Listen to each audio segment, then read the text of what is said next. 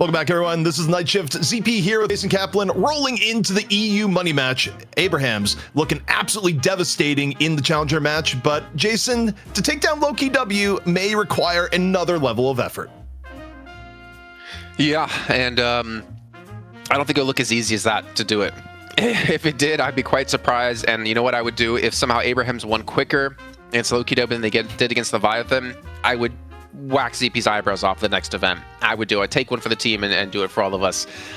You know, one day it's going to happen, ZP, for charity, maybe like $100,000 to charity. You would do that for 100K to charity, wouldn't you? No, but you would do it for 200K, so we have to hit you first. That's Bro, how it goes. I would do that for 50K to charity. Kidding? I'd probably do it for less than that. Come on, man. They're just eyebrows. But for Lowkey W, it's about, you know, putting a foot down and making a statement here, because not only are they the defending champion for multiple weeks now in the Night Shift, they're also the only EU team invited into the Night Shift Open kicking off at the end of the month. Also, speaking of history in EU, we gotta look and see what Abraham's up against, because Lowkey W, they just haven't been losing lately. You take a look at the championship matches that we've had the last few weeks, which you have on our handy dandy graphic, and you know, just kind of been LKW's world the last 2 weeks. And you know, yeah, Abraham's got in there. Leviathan got in there in between, but you look at other tournament results like the R1 tournament, and that's where LKW has really shown in this patch. Yeah. I mean, they won 3-0 in a best of 5. I think people forgot they win every one win bombshell, man. Though it wasn't technically called that, it was basically the same thing. But I have a question for production, and I don't know if our producer has the ability to talk on air or even wants to. But what happens after Night Shift 40 and we get to 41? What happens with this graphic? Does everything get smaller and we make more room, or do we start cutting off number 1 to, you know, make room for number 41? Was that on air, or was that just us? I don't think it was on air, but okay, the response from production was, quote, "I don't want to think about it." That's a problem for week 41's Night Shift, but not. That's when we rebrand to like to some other name out of the cauldron. No. You know, we come back with, and we're just starting to get at one. But yeah, let's not think about that until we get there. What we should be thinking about here is looking up against Abraham's and how this match is going to play out. We got to see, I mean, the fact that Viper was a contested pick now, or at least the fact that we saw Viper being picked by Abraham's, means Lowkey W, if you want to get it to Zergy, you're going to have to maybe pick her early on. But taking a look at the roster here, ZP, I mean, everyone's been having their moments. I mean, honestly enough, the biggest stand-up player on this team for me has to probably be Vraic in the last 2-3 weeks of time, because of how much he's been able to step up within this team. I mean, you're playing with some of the best players in the world, some of the most tested players in the world when it comes to competitive Deadlock, and to be able to rise to their ranks and have exceptional games is, I think, a great sight. I think for me, when I think about people that have really been making this team great recently, I think you always have to give credit for Listic for, being the unsung hero at times, where Listic is one of the few players in the game that on the stat line can be like 1 in 12, but have the most impactful game ever at taking aggro. Like, Listic's game sense, ability to make space is still very top in class. Also, I would say the flexibility of Obakim has really shown for LKW, particularly in this meta, where you need to be a little bit more flexible with your pool, make things happen. And yeah, I mean, for Lowkey W, they've brought things together, and in many ways, it is the second coming of Buff Enjoyers, where I didn't even think about it, but you're right. All the old school 10K tournaments in EU were all won by Buff Enjoyers, and then you have this new string of 10K tournaments, and Lowkey W wins the first one in EU. I feel like it has to be very frustrating to some of the other teams in EU, but this core is battle tested when it matters most. Yeah, and I think that's the important part. I think that's what's going to make them one of the best teams in the world, especially when we get towards these lands. The fact that they've been in so many of these grand finals, they've been tested by multiple teams. They have the flexibility unlike any other team out there. I'm trying to think, would you say they're the most flexible team in the world? Well, in the world, I'll say in EU and NA. I can't think of another one that rivals them. I'd probably say so, especially given their ability to adapt to different drafts. I wouldn't put any team above Lowkey W for it. Also, this is a complete segue, but it's funny enough that we got to tell it on this portion of the show. We got an update from Ido for later in the day. Ido got the full internet overhaul, had the technicians out, new router, new everything, and even installed Deadlock at a family member's PC like 15 minutes away from his house. So he has double layered contingencies for internet outages today, which is going to make it all the more funnier when the internet somehow goes out, Jason. Yeah, it's not good enough. No, it's not good enough. You need more contingencies than that. I think we need a direct line from you through the dark fiber straight into the internet. Maybe go set up at a data center or something, man. We need to see what's going to happen today. But I feel like him telling us that is just testing fate. It's just tempting fate to be like, you know what? I'm going to crash your internet again. I'm going to crash your PC or something. Well, you know what's not going to crash here, Jason? The draft. I think we're just about ready to go, and we'll see how Lowkey W handles this draft. Yeah, I mean, it crashed earlier, didn't it? It did, but in this way, I'm trying to encourage it to not crash. Rather, I have faith. I don't know if that faith is warranted, but I still have faith. If I was producer ZP right now, I would crash it just because you said that for fun. I would put you on blast like that. But you know what? That's the reason I'm not a producer. We have Solomon and Lotu to help us out with this one because they don't want to make any of us look bad. Abraham's picking second once more here, Jason. They did it in the Challenger match when they won the Mo Krill 1v1. And here, of course, the Challenger always gets first pick and ban in map 1. They decide to defer, go second. And that probably means a Doorman ban is coming through, and it is. Yeah, normally this would be a bebop, I would say, out of them from the last few weeks that we've seen, or at least last week when it came to their gameplay. So I wouldn't be too surprised to see it being picked. I kind of want to hope it's actually going to be picked up first, but again, Victor is still another like highly prioritized pick, as we did see with that last game, and Victor will indeed be locked in for Lowkey W. So I did mention this before, you know, we keep hearing and seeing this, well, this wall breaker Victor, but that's not what Listic played before, whether that was because of the situation he was in or what the team needed him to play. He did play more of just a tank front line for his team to soak as much damage as possible and, more importantly, create space for the likes of Zergy. Pocket. High prio, that's the key difference in this draft relative to the draft we had back in game 1. Pocket got banned rather than Silver, and with Silver gone but Pocket available, Pocket is the pick of choice for Abrahams. Now, what I'm curious on is if they highly prio the Shiv, and they're not going to do that this time, and that makes sense. That means that the Shiv pick was more of a deny on the free mock in the last game than the absolute power pick, and, you know, grabbing Bebop here I think makes a lot of sense for Abrahams, especially when you look at how Lowkey W has been winning recently. This also makes me wonder, will we see a great talent again for Cosmetical? He had insane stacks and had some of the most insane hours I've ever seen in pro play last week on the night shift. And Pocket with negative spirit resist starting off with, it's like a perfect hero to throw at him. Also, you're so far out of the fight anyways as great talent, you don't have to worry about the affliction coming on through. And here we go. I was talking about this before. We know both teams can play Viper, and if Lowkey W want to secure it for Zergy, they have to pick it top 3, and they do it once again here. Yeah, you know, for Abrahams, I feel like unless you're worried about being banned, which is a possibility, you know, maybe you don't have to pick the Mirage here and you can, you know, wait a little bit later. And yeah, you grab the Shiv. Shiv is still on the board. This is probably the latest we've seen Shiv go in a very long period of time. And, you know, we'll see what Lowkey W decides to take off the board. I actually think, if you ban Mirage, then, you know, Abrahams could still go Warden or Ven. I still ban wonder Kelvin, if you go for it. Actually, sorry, on I think for Abraham's Lowkey side. W. No, you're right. I actually do think you ban Kelvin for Lowkey W. Just given how good Saint is at it and the fact that you know they're probably going to run back a Shiv Kelvin lane, you either ban it or you pick it first, because you could still pick Kelvin for Lowkey W too. Yeah, and I think with the Pocket in play too, I said they actually go for Celeste. Does that mean Lowkey W wants to take away a Kelvin? Although I don't want to imagine that Obi Kim's going to be playing a Kelvin in particular. I think Apollo will be picked up by Vraic, though we know, I mean, Hayes is also one of those heroes we potentially could see at a Lowkey W. I think one of the few teams actually been playing Hayes in the last weeks over in EU. Well, here I am. All right, Lash coming in. Actually, one of the notable heroes missing in the last draft, now that I think about it, because Lash was basically present in everything last week. Yeah. Oh, yeah, he was banned. Yeah. I mean, he's definitely... No, I was just saying he's really good. There's more gun-centric build as, okay, GT comes in. So Lowkey W sticking with, you know, honestly, some of the things that have favored recently, where, you know, I would expect, you know, usually it's Hoot on it at times, like you could put Cosmetical on it too, but yeah, we'll see. I mean, Cosmetical played it last week, but did they have a Bebop in that matchup? I don't remember, because like obviously we saw Hoot play Bebop. I think it was in 2 of the games last week. It's just hard to remember, honestly. But seeing Hayes picked up, Obi came on Hayes, man. I'm happy to see it, and you know, what's weird to me is that Obi Kim and Saint play a similar role in the team as in like the traditional like support player, but they play their other heroes in such different capacities. Like you don't see Saint ever play Hayes, right? But you also don't really see Obi Kim ever play like Abrams, or you don't see him play much Kelvin anymore these days. So they kind of like spread off into different hero pools.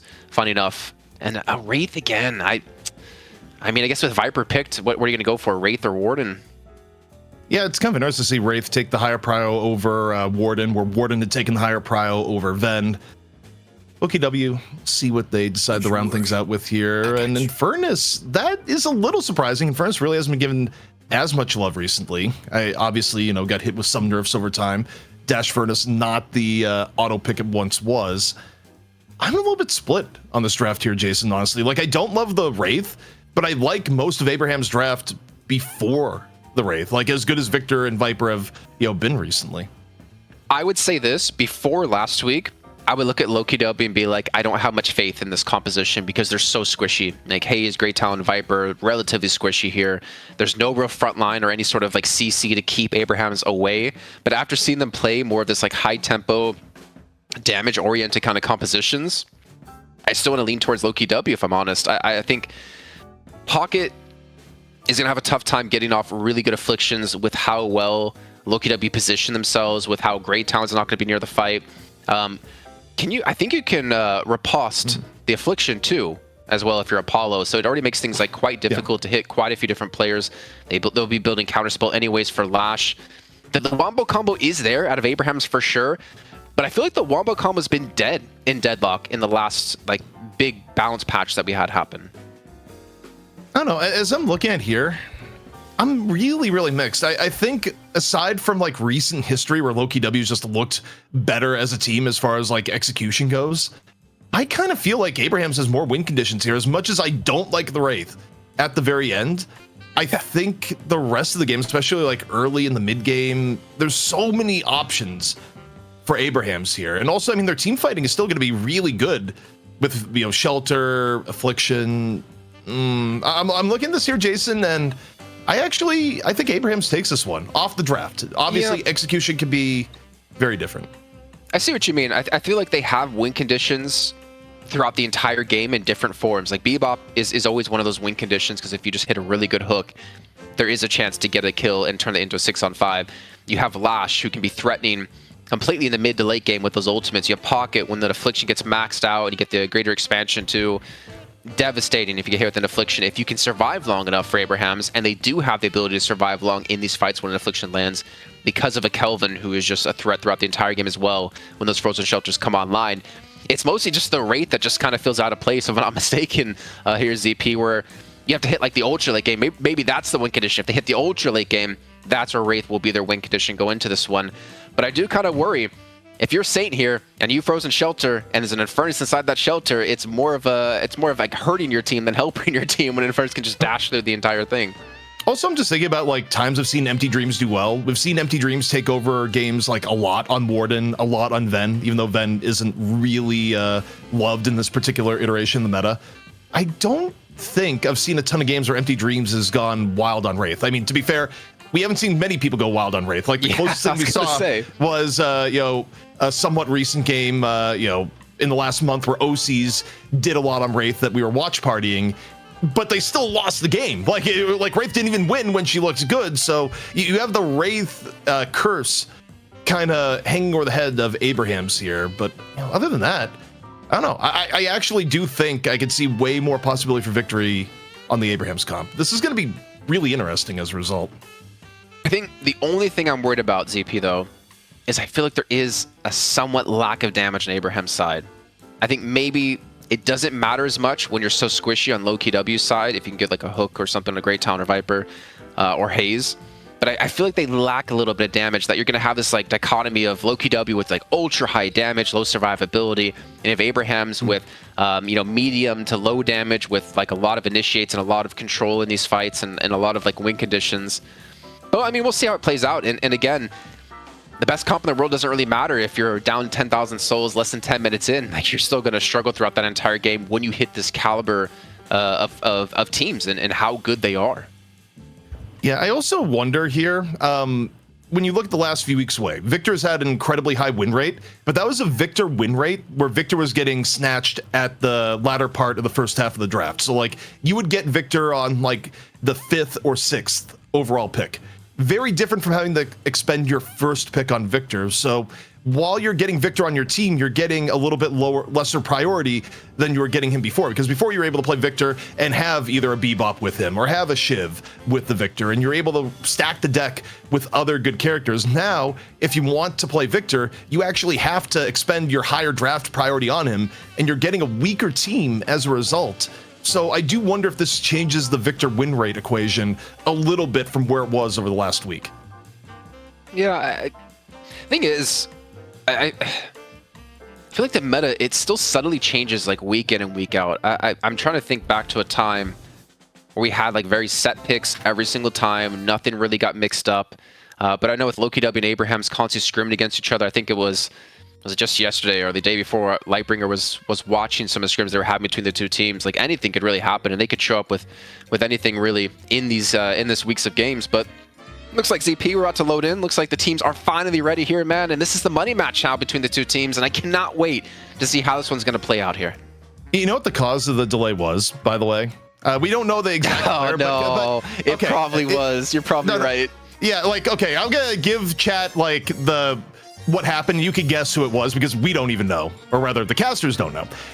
We were delayed because a single player had a name that wasn't the name they usually play on. Like, they were not named their usual name, and we had to wait for them to close down the game, change their Steam name, and come back in. There's one player I can think of that probably had to change their name, and I feel like everyone in chat knows, but we don't know for sure. Either way, they're all on their right names now, Jason. We're getting into it.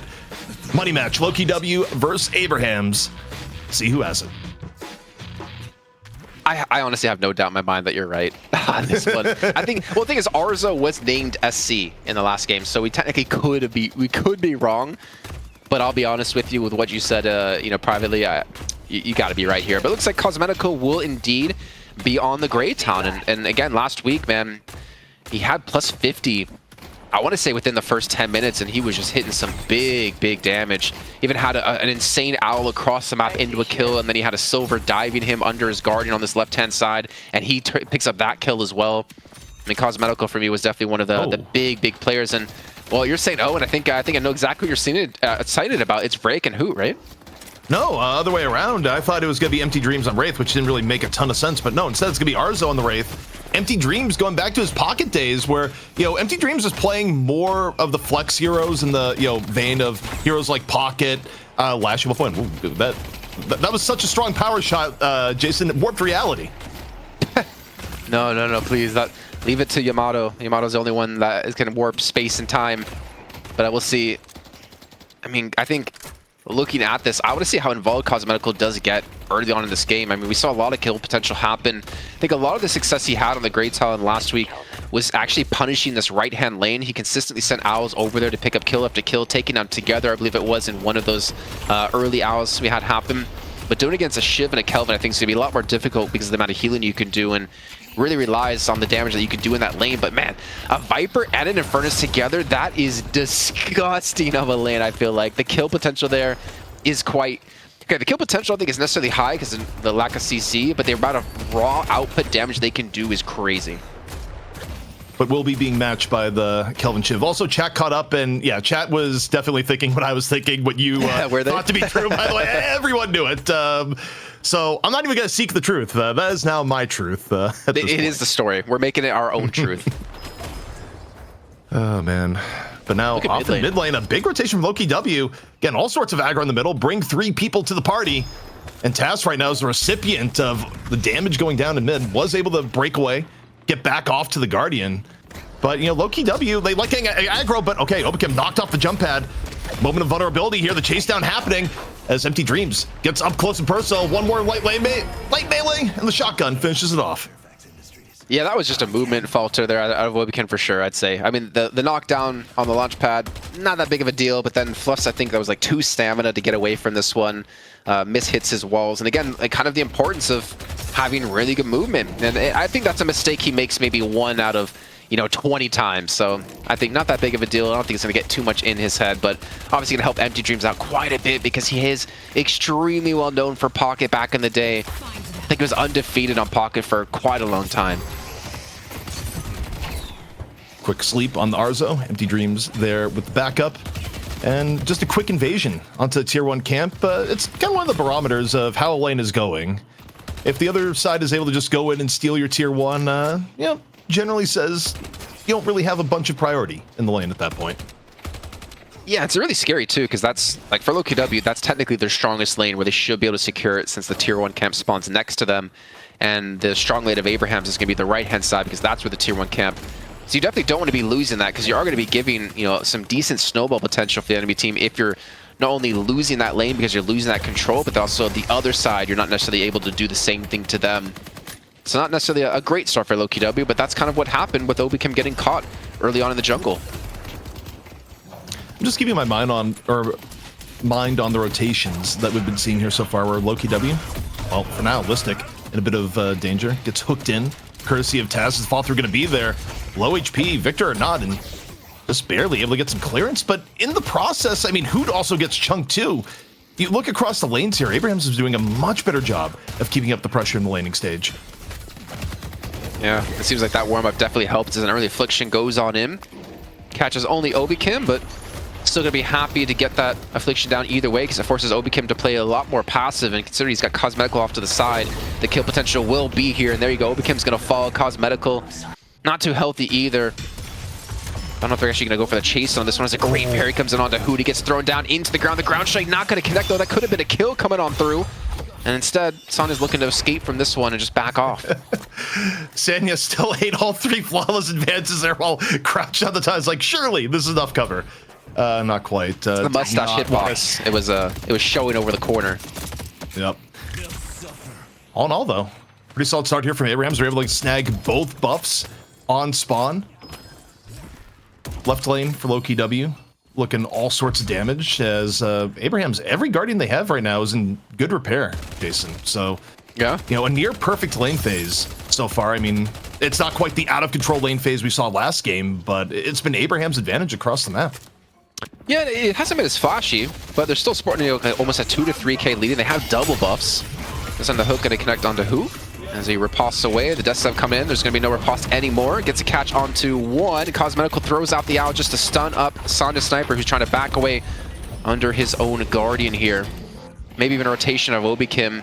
And Sonda's low on HP. He's going to have to get away from this one, or at least play off towards the sides here.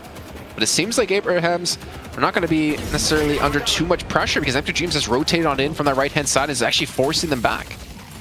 Yeah, I mean, Lowkey W keep trying to make plays with these rotations, but in this case, Tass is able to stand back, drop the Hyper Beam, provide enough clearance for Sanya to get out without any issue. And I mean, I respect for Lowkey W trying to make plays happen, but this time around, it feels like Abraham's been relatively prepared. The bomb into the hook and the cloak. Hoot getting the business from 3 different ends. Cosmetical up into the air here.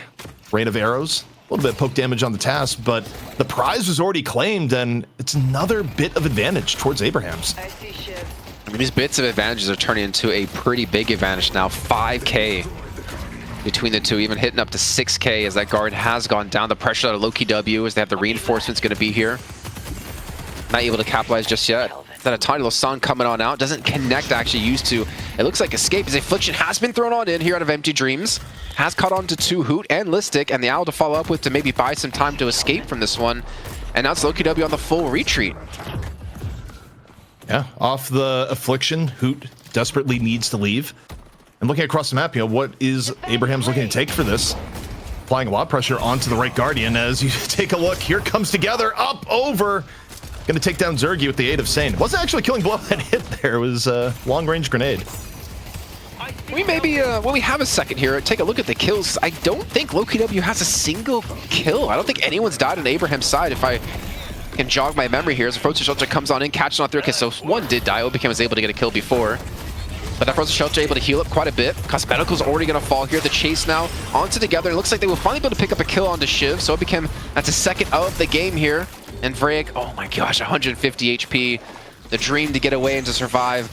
And looks like will not be a dream no more as he retreats just in time here. But the fight's still not done. Tass has been able to stick around on full HP, apply some pressure with these hooks, and more importantly, his fists. And Hoot's going to fall once again. Hoot goes down, and the Guardian going to be joining in just a moment. Abraham's able to pin down the Guardian on the right. Bro, 10k almost. Yeah, it's an absurd advantage. I mean, Abraham's early game, both against Leviathan and now against Lowkey W, has just been smashing. And I just wonder here, Jason, is maybe part of this the fact that Victor's getting picked a little bit too early in the draft. Like, this is the difference from last week, is that if you first pick Victor, you get a weaker team in the earlier part of the game. And Abraham's, they punished Leviathan in the last game, and now they're taking it to Lowkey W. Okay, production, I saw that soul difference. You're messing with us because I'm pretty sure that was the same soul difference from last game at this point, right? No, I'm just kidding. It actually was this game, but it definitely feels like the same, man. I mean, the saving grace right now is Zergy at 7.3k, but I think the scariest thing about this, though, ZP, is Wraith Arzo at 10,000 souls at this point in the game, so far ahead of everyone on the opponent's side that like little bit of weakness that Wraith has until she comes online is going to be mitigated quite a bit by this. And the pressure's really not stopping. Obikim gets hooked on him. Molten's coming on forward, and Dreams is there to confirm the kill. Obikim's going to fall, and the lead continues to grow for Abrahams. Also, I mean, think about the comp that Lowkey W is playing here, Jason. I actually don't think they're playing a comp that like naturally gains tempo or foothold when you get behind. Yeah, in this way. Like, I actually think this is terrible. I mean, some of the most prolific GT players will talk about it, but GT is not a hero that does well from behind. I don't really think Victor is a hero that does well from behind. And Apollo, while Apollo like has really good early game power, so you're never really in the state, if Apollo manages to have the bad early game, he essentially doesn't have a mid game. As a hook just went on to Zergy. Zergy, how's his HP? It's across the map, you just see the hook, and Zergy's dead! Tass was able to finish him off! Yeah, I think the one hero that Lowkey W has that plays okay from behind, or can play okay from behind, is actually Viper, because of the execute mechanic. Well, it's not really fully execute mechanic on her lethal venom, and Petrifying Bola is always something you have to worry about in the game, especially if you try to go for mid boss here for Abrahams. But beyond that, maybe Ray can be kind of decent on Infernus if you do get some sort of items, but even then, you just die too quickly to... I mean, I feel like you kind of depend on a lead as Infernus to have the sustainability in these skirmishes and in these fights, and yeah, Hoot is doing some decent damage, but it feels like it's just going to turn into a death inevitably. I mean, taking a chunk out of Tass, the problem is you can't really stay and expect to live. Although, okay, fakes juke. the immediate retreat, now comes in from the back. Hoot, going for something a little bit sneaky. Earn, meanwhile. But that was a Walker going down the right-hand side. I didn't even notice that CP, and it's actually an advantage earned as well for Abraham, so trying to maintain the control. Yeah, I mean, things are just going down across the map. Empty Dreams gave his life for it, but that's a trade you take any day of the week. Hoot right now, 18 HP, nowhere to go. Earn still in firm control here of Abrahams as Saint leads the way. The old combo, Kelvin Shiv, heading for an Earn turn in here. And, Lowkey W, the ability to fight this, I think, is a little bit compromised. I mean, we're looking at a 14k difference 11 minutes in. If this Earn gets turned in, you're looking at almost a 17k difference. And Lowkey W trying to go for the fight here, but look how healthy Abrahams are. We hear the combustion going on up. It does get a stun onto Together, and also a good ground stun, actually pulling 3 away into the frozen shelter. Unless is able to get 1 kill over onto Tass, but still going to be a 1-for-1 trade. Actually 2-for-1. Break's able to get the kill over onto Together. Zergy tried to do the Viper lore and just steal the Earn when no one was noticing. Instead, gets hit from the Death Slam and the shutdown via Frozen Shelter. Abraham's losing a few players in the melee towards the end here, but it's a cost you take here for sure, Jason, because giving up the comeback Earn would have been far worse. Yeah, I mean, the lead has fallen just a little bit, but Empty Dreams is just on Walker duty, isn't he, man? He took down the right Walker from full health to 0, gets a second Walker on the left-hand side down to half HP.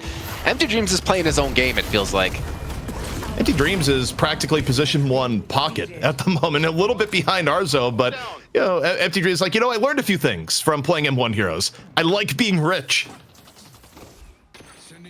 Yeah, I think everyone does, man. I would love to be at some point in my life. And that fight was without him, actually, too. I do wonder how would it have played out if they had an Affliction and his just raw damage coming on through. And he's going to be under some pressure himself, gets slipped up on the left-hand side, but no confirmation of the kill. You know what I did learn, though, the other day, ZP? I think it was actually yesterday I learned with Pocket. Did you know that he can kill they can kill Sinners quicker than any other hero in the game? Because the Barrage amplification works on Sinners. That's actually interesting. No, I've not played enough Pocket to be involved in that tech, but hey, I'm actually for it because there's so few things that actually interact with Sinners in a meaningful way. It's like the one almost vanilla mechanic of the game, so I'm down for it. Also, I mean, other heroes do get some benefits where if you have a self shield, you can avoid some of the damage and that sort of it. So seems fair to me. Yeah, I think it was like you do it in 2 or 3 hits instead of 5. I can't remember which one it was exactly. Anyways, I mean, you have to obviously get the barrage off, right, and then go to the sinners, so it's not necessarily a reliable way to go about doing your sinners. But we're about to hit the 14-minute mark, and it's a 12k lead for Abrahams. Are you ready for the first Deadlock land someday where Lightbringer just has to bring a belt because people have just taken the Lightbringer belt memes to a whole new level? Like, I just took a brief look to see, what's the reception to the match so far? And it's Lightbringer's getting the belt. No, Lightbringer's getting the super belt. If he doesn't show up with a Lightbringer branded belt to the first land, I'm going to be very disappointed. I'm just saying that now. Oh, boy. Well, definitely need some motivation for Lowkey W here because, again, I'm not seeing a ton of paths out of the situation they find themselves in. Because the upside for the Abrahams composition here, Jason, is that it scales pretty effectively. And they have the ability to just kind of run at Lowkey W, set the terms of their engagement. And for Lowkey W, even for Victor at this point, you're not going to be breaking a whole lot of walls. In this case, though, looking to break a little bit. Kelvin, follow up with the concussive combustion, and okay, Frozen Shelter used a little bit too late. Affliction only hits onto Zergy. That's going to be a 1v1 fight. That hook coming through when the dome falls down. The Frozen Shelter gone. It does some damage, but not enough to get the kill here. So Lowkey W, small little engagements, small little victories could potentially get them back in the game here. And I think the linchpin right now has kind of been Vreg. He's on a kill streak at 13k. They're heavily rely on his damage as we progress through this game, if I get my words out. Taking a look at Arzo, knocked to the ground. All sorts of damage onto Wraith. Able to project mind. A little bit out of the fray. Elsewhere on the map, Hook on the Cosmetical. Not the most farm GT, but gets the parry! That might be what he needs to actually escape. Or is otherwise certain death. Urn being contested. Death Slam, though. Out at the same time from Sanya. In on the Listic. Listic, no more reanimation. About to be no more life here. Goes on down to Tylosan on the 2. Saint and together, though, still pretty okay post-ult. Oh, the bird came on through. Together did fall eventually from it, so I think Cosmetical getting some stacks here. So Obakim's looking for the 1v1 against Arzo's on 20k, but it's not going to matter. They do secure the urn once again. But Zergy has been left to his own devices. He's going to get a Guardian here. He's going to have to fully tank this one up because Empty Dreams is cutting the wave behind him. And I think Zergy should be relatively fine to escape this one if he did see a backtrack out of Empty Dreams. And he's going to have to because, well, actually, the funny thing is, I don't think Zergy can take this Walker because he's going to be face tanking it. And Empty Dreams is keeping the wave cut, so there's no chance for Zergy to go for the Walker. And this allows now Together to go for the chase if he wants it. But there's still another fight brewing here on the right-hand side, ZP. You know what's scary is that Empty Dreams hasn't been in most of the team fights. Empty Dreams has been off on solo Walker duty, like just getting the next Walker. 2 Walkers down now for Lowkey W, and in this case, Listic just gets run down. And this may be a team fight that Empty Dreams goes to. Affliction, ready to go. The Frogs getting ready to come out of the case in just a moment. And I mean, how are these team fights going to go down when Empty Dreams is actually participating in them, Jason? Rough. That's what I want to say, man. Honestly, rough. If you're looking at like a 2, I think even just a minimum of like a 2-man Affliction, potentially even 1, I think could be enough to win you the game here. The Urn is being chauffeured across the map by TAS once again. And I think there seems some space looking to be created. But the thing is, you see Arzo's not there, Empty Dreams isn't there. There's no objective to taking the lift in the right-hand lane. So maybe they're actually not looking to go for the turn here. Maybe they're looking for a fight, and the fight might be coming towards them. I mean, the key thing here is not giving up the comeback Urn. If you get the turn in, it's a little bit gravy. I think Abrahams is showing a little bit more respect than we saw before. Affliction comes out. It's only on 1-man Affliction on the Vrake, who's very quickly going to be taking the Flame Dash out. Listic, though, getting pummeled in the light exchange as Urn going to be picked up here by Saint. Bird in motion. Just going to cause Saint to drop the Urn. Oh, wow. Comes there. What a grenade. That nearly killed Obakim from afar. Massive. Good throw. But they're going to actually look to push the Urn in once again. Obakim's low. I don't think if you're together, you can just go for the cap on this one. As Petrifying Bullet comes on through, force the Urn to drop once again. That's a big ultimate now down. Obakim's still out of the fight. Has to go back to base to heal up here. And the shock reanimation has been used out of Listic. Frozen Shelter catches out onto 5 here. 3 players of Abraham's healing up inside the dome. And Listic's going to fall once again. Hood is still trapped inside. And he needs to get away. But Vrake is going to be there with the combustion to maybe buy some time. But the Urn has still been dunked either way while all this is happening here. And that lead is approaching 20k ZP. Also Together, wisely just tanking the damage, going for the denies. But the fight still continues on. Zergy gonna get caught in the cleanup. Is Late Bird from Cosmetical. TAS actually kind of low. Maybe he's gonna get caught out here. But no, Hoot goes down. Hoot can smell it. wasn't quite able to finish it. Elsewhere, Death Slam onto Infernus and gone. Lowkey W lose the urn, lose the greater overall fight. And now, a little bit of frogs here on the list. There's no reanimation, and his HP is just melting. What HP, man? He's just sitting on one. Any stray bullet would take him down. It looks like no one's going to go for the chase on towards him. But, man, Listic's been having a tough game here on this Victor. 12,000 souls for him. If you're a 12k Victor fighting into a 25k Pocket and a 23k Wraith, are you really even Victor at this point? Or are you just a smudge on the ground of blood?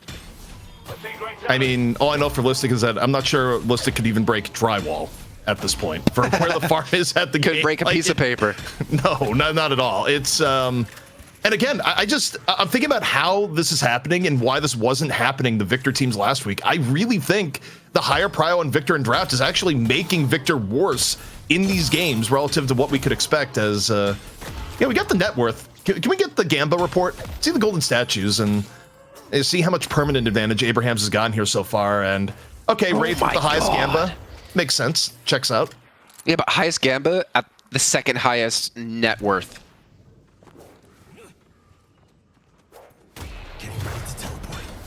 It's not easy to deal with as the game goes on. I was waiting for a reaction from you because, like, to me, that blows my mind. And for the second highest net worth, and you have this many golden statue buffs, and Empty Dreams has 5, that 25k is very misleading. And I would say the weakness of Wraith is kind of gone by the wayside right now. I think with the lead he has, with the golden statue buffs he has, Arzo, he's in the zone, and he's going to put out... Actually, you know what? Can we see player damage, too? Let's just throw production through everything, every single graphic we could possibly see. 20k for Empty Dreams, 9.6 for Arzo, but you actually, what's interesting is Empty Dreams probably also has the highest objective damage in the game, too, taking down 2 walkers by himself. Yeah, I mean, Empty Dreams being this time player damage while not being in half the team fights this game is a little bit wild. I feel like that number is going to completely inflate in a moment. But, okay, Bolt Dance in from Obikim. Looking for some opportunity. Abraham's, though, not really low as a result. Big slice and dice in from Together. Frozen Shelter out. Saint gives his life. There's a full team fight. 2-man Affliction. An Owl coming in from the side for Cosmetical to try and slow things down. The Owl, a tiny Losan combo, takes down Empty Dreams. And Lowkey W, the best team fight they've had in quite a while here so far. Can they get another? With a decent Affliction and then being locked in the Frozen Shelter, I'm honestly so surprised that Abrahams has lost anyone here from this one. But if somehow Lowkey W can come ahead, get the urn on top of this, and then transition into a turn, this could be the turnaround point that they needed here. But that's going to be Listic going down. Arzo here ready to play on a 5-kill streak. As the urn's going to be dropped once again here. Task follows, and Arzo's got to be careful. Him and Together need to keep this fight going. Saint as well needs to help out once he comes back in from base as he's back on the zipline here. And Lowkey W, are they giving this one up? Are they going to continue to fight? And actually, Arzo, he's the one continuing to fight here at a 6-kill streak, 27,000 souls. Not letting Lowkey W get themselves back in this game, able to equalize things when it comes to kills. Obakim's going to look for the interrupt here. Here comes the dunk attempt. Is Together. Urn knocked loose. Obakim eating damage. Goes for the Bolt Dance to create a little bit of space. Urn still in contest. Frake able to take down Saint. But here from the back comes Sanya. Death Slam over and in. Obakim is down. Urn still available for both teams. The damage too much from Together. Even with the survival buff, Zergy getting a lot of kills in these skirmishes. And now space is being created. Arzo has to retreat. And the Urn potentially about to go the way of Lowkey W. And what is a really nice engage so far. Empty Dreams is back in the mix, though. Trying to keep this Urn in play. He's able to get the Affliction onto Listic, but only Listic. It looks like Sonya's got to back off here. Tass able to confirm the kills. He's come back in from spawn. And Who is able to pick up the Urn. But I think he's actually going to have it dropped out. And this Urn, man, it just wants to be dunked on it. And wants to give souls to a team. And most certainly it should be going the way of Lowkey. But Empty Dreams takes some cosmetical Hoot. He cannot afford to stay here anymore because Arzo has joined the party now at 29,000 souls. And it looks like we finally get a semblance of an ending. The Urn has been confirmed here once again for Abrahams. And maybe some more kills off of this. That was a wild Urn fight. Lowkey W performing way better than expected, but Abrahams able to just stay alive long enough. Tass doing heroic interruptions towards the end is Hoot right now. Playing around the Veil, just wondering, do I live? We can see the minimap. We know Hoot lives, but Hoot didn't know. Yeah, I mean, that was almost a never-ending fight, and well, all that was happening as well, not all of it, but at least the bare end of it, Together was going for a push onto that mid-walker, getting it down to half HP. And while the dust has settled, honestly, ZP, with how that fight was going, I thought Lowkey W had closed the gap a lot more than they actually had, as we're still looking at almost a 20k difference between the two. But I think the scariest thing is, man, Arzo's net worth compared to everyone on Lowkey W's side is scary. It's absolutely scary. 31,000. And golden statues. Like, there's a lot of latent power in there that isn't even reflected on the souls. Arzo effectively turns into a raid boss the longer this game goes, and a lot of it isn't permanent power. So, yeah, for Lowkey W, fantastic fight to get some kills. Even if they don't get the urn, they're able to, you know, those trades do work out a little bit more in their favor. Unfortunately, the overall game state is still a little bit ugly. The one thing that I think they have done really well, though, Jason, like the common theme to the fights that have gone well for Lowkey W, has been being able to jump on Saint early and take him down early in the fight and force out like less than optimal frozen shelters. Yeah, actually, I wanted to see really quick if I have a chance to chat him in with them. What did he max? I want to assume he maxed Frozen Shelter because that's probably still one of the best things to go about here. The amount of raw healing you can do inside this dome, and he's had some really good domes catching 3, sometimes 4 players on his own team. But it feels like all that healing, like for instance, the dome we had, yeah, look at this. Wow, maxing out his 1, maxing out his ultimate. The domes he had here in towards middle, I thought Abrahams had won that fight relatively easy because they had Empty Dreams inside with an Affliction ready to go. But it actually came out with them having, I believe, 2 of the first deaths. All right, and things have calmed down a lot, Jason, post the rest of the urn. Abrahams hasn't been super aggressive, neither is Lowkey W, which, again, favors Lowkey W a little bit. You know, if nothing is going on the map, both teams getting even farm relatively between the two teams, it shortens the gap. But 5 seconds left to go until next buff and urn spawn. And Abrahams are all centered around the right. What buff are they going to snatch up? It's a gun buff from Zergy. RNG favoring Lowkey W. Movement buff for Together as Cosmetical, you know, widely dashes away from the hook. Plus 50. Not terrible. I think the painful thing is no rapid recharge, no boundless for Cosmetical. The damage out of him is not going to be necessarily as high as he'd want to in some of these fights, but only at 23,000 souls. Needs to definitely catch up. We've had 3 urns, and every urn's gone the way of Abrahams. They look to do it once again as it's finally, for the first time in this game, a neutral turn-in. But Cosmetical's already gone down. Lowkey W fighting a man down. They're fighting into a Lash as well. They're fighting into a Frozen Shelter and Affliction. You have to give this one up. Yeah, you take a look at how Lowkey W is playing. This was a smart play. I think if they commit onto this fight, they lose the fight, they lose urn, and then they lose mid-boss. Abrahams, I mean, they're a team that will force mid with this much of an advantage at times, but from Lowkey W, the jump. You don't have counterspell, bro. Yeah, I know. That's the funny thing is that the parry wouldn't have done anything if the hook actually hit. It's just like, wait a second. Yeah, I mean, mid-boss, I think I'm a little bit afraid to do that because I feel like you have to respect the Petrifying Bola out of Zergy. Yeah. But I think in general, you're 100% right. Abrahams are much stronger when it comes to a 6v6 fight on mid-pit, but I wouldn't want to give Lowkey W, if I was Abrahams, the chance to take rejuice, the chance to get back in the game. Because with the way the game's going right now, with a 23k lead, I feel like you just don't have to go for mid-boss. You don't have to give that opportunity to Lowkey W. Just keep playing the same way. There's another problem here, Jason, that we haven't really touched on, is that the flex slot situation is cataclysmic for Lowkey W. Yeah. They haven't gotten a single walker.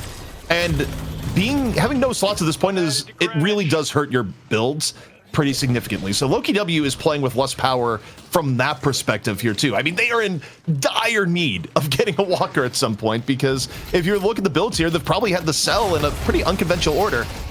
Now though, Listic, a bit under the gun, just taking poke damage. Not a big commit here from Abrahams. Abrahams though, willing to just stick together and look for an opportunity. Both teams were completely grouped, but looks like they will break off here for Abraham's side. Make sure these waves continue to be shoved back. Again, as you mentioned before, deny that flex stop, but the Sleep Dagger comes on through. So yeah, they're using the ultimate to get away. The Frozen Shelters come in to actually help heal him up, and Obi-Wan being trapped inside the dome might be his demise. As my voice completely breaks up here, Listic, shock reanimation has been used, and Obi-Wan has gone down. Victor ult out of the fray. Death Slam being used here by Sanya. Abrahams in a reasonable spot. It's Empty Dreams actually gets hit with the bird and his lower HP, but while this goes on, Arzo comes into the back, takes away Listic's mode of escape. Telekinesis now, down onto Apollo. Raid Boss Wraith online, finds Hoot. 3 down from Lowkey W. Gosh. Abrahams, flawless here so far. And Jason, that has to be the signal to go down the mid. Yeah, if you don't mid here, I think you're throwing. I mean, you have 4 kills, man. You have a 39,000, soon to be a 40k Wraith with Spiritual Overflow and Ricochet and Mercurial Magnum and weighted shots, and I'm not going to go on from there. There is way too much power in Arzo at this point in the game, and no chance for Lowkey W to contest. There's only a Walker left, and Together's already shoved the lane into this one. That Walker's gonna fall, and this lead is ballooning, man. We're gonna be hitting the 40k mark here, I feel like, in the next few moments, especially with the jungle being eaten away by Abrahams. Honestly, my lead in channel points is also going to be growing. I looked at the draft, drew my channel points in on Abrahams, and dude, it was 60-40 on the channel points there. So I'm getting paid out if Abrahams wins this game. That's all you got to know. I'm jealous. I keep forgetting to do any of those predictions. To be fair, the last time I did, Jake told me to bet on this team, and I think they lost, and I lost all my money, and he was taking his generational wealth with him. Okay, you back don't to listen his to family. Jake on channel points advice. He has gone bankrupt in channel points like 80 times. He just continues. But he to, keeps like, bouncing back, though, man. Somehow. No. That daytime trading he's been doing on the night shift channel. You know, we traded Jake for Mitch today, where Jake is off in Japan for an event today, but we somehow tracked down Uber. He's getting in here today. Yeah. Like, which is weird because usually it's Uber is the one that's traveling, and he probably just got off a plane like 24 hours ago. But you know, And the one day, yes. 48 hours, there we go. But the one day every 3 months he gets off, we get to use him here on the night shift. But gonna be happy to have him on the NA portion of the show with DDK later on. And that later on might not be too far away, though, ZP. I mean, it is a best of 3 here, but I mean, looking at this, I don't see how Abrahams lose this game with a 41k pocket, with a 44k Wraith, with Cosmetical at 24k. You're almost doubling the net worth with Great Talent over onto Wraith. I just don't know how you survive the raw damage Abrahams is able to bring your way. And there's a Shocker animation already being used here. Listic just being stuck between a rock and a hard place. and taken down. Counterspell to deal with the shocking reanimation, and the follow through is there. 3 rejuves in the bank, where, by the way, we're at 30 minutes and there's still no flex slot for Lowkey W. I mean, this is, oh boy. Like, if you could get like an item sell history, we don't quite have that data, but Bullet Dance, Flash Don't Care, Death Slam, over the top, into Ground Strike, into Obakim is gone once more. Earn gonna be controlled by Abrahams, and I think the key here, Jason, you're up 40k. Don't make any silly mistakes. Just secure your advantage as you turn GT from solid into gas. You know, I think you could even make mistakes with Arzo having this much damage, man. It's not looking good. It's looking real bad for Lowkey W, like the finale of Game of Thrones. Finally, they get a flex slot open up here with the courtesy of Zergy here pushing the right-hand side, but you don't stop the Urn. I think that's, what, Urn number 5 or 6 now for Abrahams. You can pretty much, the lead they have has come almost solely from these Urns. Can we And with the get a shrines golden falling as statue well. check-in? Can we see how much? Do you really want to see it? Are we allowed to show I it? want to see how many sinners Arzo has consumed since the last check-in. Oh God. Not too many, but it's still pretty high. It's actually more Sonya's been able to step up and get quite a few sinners. 64 though, that is... Needs 3 more. That's kind of heinous.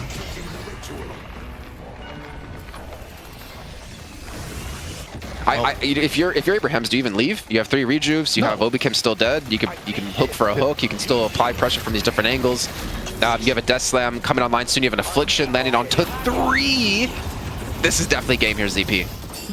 Yeah, I mean, you stay the course. 3-man Affliction, 3 rejuves, Obakim gone once more. Maybe a big concussive combustion over the top, and Rake explodes the same as his ult. Arzo is mowing everyone down. A 4-man Bola, that's the briefest of reprieves. Zergy back into spawn. Abrahams coming out strong, gonna take map 1 away from our champion. Oh, come on. Come on, Saint. What you doing here? With a BM coming on through, trying to take down the Hidden King, but man, honestly, I feel like this wasn't even close. There was maybe like a subtle glimpse for Lowkey W to get back in this one, but this is just a copy-paste from game 1 against Leviathan.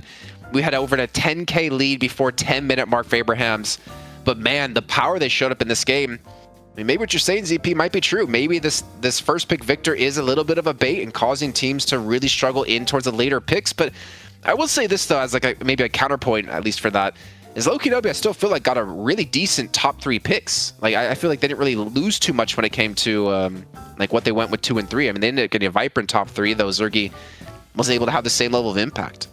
I think if there was a big mistake that Lowkey W had overall, I think the #1 mistake in their draft was not banning Kelvin when they had the chance. They could have taken down Kelvin in the mid-stage bans, and I think Kelvin has been really vital for Abrahams being able to apply so much pressure in their team fights in the mid game and beyond in both of the games we've seen from them today. If Kelvin gets banned, okay, we just put that highlight in because of the bug. I see how it is. Yeah, you gotta show him off. You know, make sure Yoshi saw him, because we know the developers watch the show here. I respect it. I like it. Look at that. That was classy. I like it. But yeah, I mean, this first death out of Obichem, like the missed movement there on the staircase, missed movement inside the room, the missed parry. I think this got Empty Dreams really going quite early on. And it's got to be a little bit frustrating for Obichem, though I don't think it gets too much in his head. But honestly, Abrahams didn't really lose anyone for such a long time early on, and Tass was hitting some great hooks yet again. Arzo more. I think Empty Dreams bought time for Arzo. I can't even say that with like confidence. I feel like Arzo just did a great job in general, able to keep his farm extremely high. Didn't really have to worry too much. He didn't do that much objective damage, because keep in mind, Empty Dreams took 2 walkers himself on the left and the right hand side. Yeah, the other thing for this draft too is that I really do think that Infernus has been underpicked for a reason as of late. I don't think Rake on the Infernus was a huge influence on the game. I also think Lowkey W is playing a comp that they needed stronger early game to make it work. Like, you can't have an early game where Hoot falls behind on the Apollo, where your GT isn't ahead of the game. Like, they picked a bunch of heroes that, if they fall behind, are not good, up against a team with a bunch of heroes where if they get ahead, it's really hard to deal with. So, I mean, once Abrahams ended up like 15k ahead, Lowkey W had so little paths back into this game. But to me, I still think the thing that put it over the top was the fact that Abrahams was able to pick Kelvin again. And I just think you redo this draft for Lowkey W, you ban Kelvin in the mid-stage bans. And if you redo this game, I don't even know, man. It felt so weird watching this game play out. I didn't really think Abrahams had really that much damage behind the team, but they eventually just got so far ahead and eventually had, I feel like, so much more control because of so many threatening ultimates, like having a Death Slam, an Affliction, even though Empty Dreams wasn't there for the majority of the Afflictions that happened. Saint with some good domes as well. They were just they were the full wombo combo, man. They were like the full value menu that you buy on the menu. I don't know. I'm tired, man. I'm jet lagged. Help me out here. You're back in North America for less than a week, and you're just talking about value menus, man. That is wild. Man, but I've been eating up. I've been feasting here. I've been pretty happy because, you know what, Italian food, people think it's amazing, but nothing beats some good old American fast food. All right. Well, yeah, I mean, looking overall at the stats of the game, I mean, you know, for Lowkey W, the one thing I'll point to is just the kill death overall. I mean, this is basically what we saw in the eye test. It was a little bit better than Leviathan, you know, 15 kills as opposed to 5, but it was Abrahams dominated throughout the entirety of the game. And I do wonder if there's some aspect here where, you know, you pick Apollo, but you don't necessarily stack the deck with other heroes that dominate the early game. Are you getting the most out of your Apollo pick? Because I feel like the comps that Apollo's done really well and are comps that are also stacking with things that also crush the early game. And I don't know. I feel like the overall, like what Lowkey W is going for didn't necessarily come together.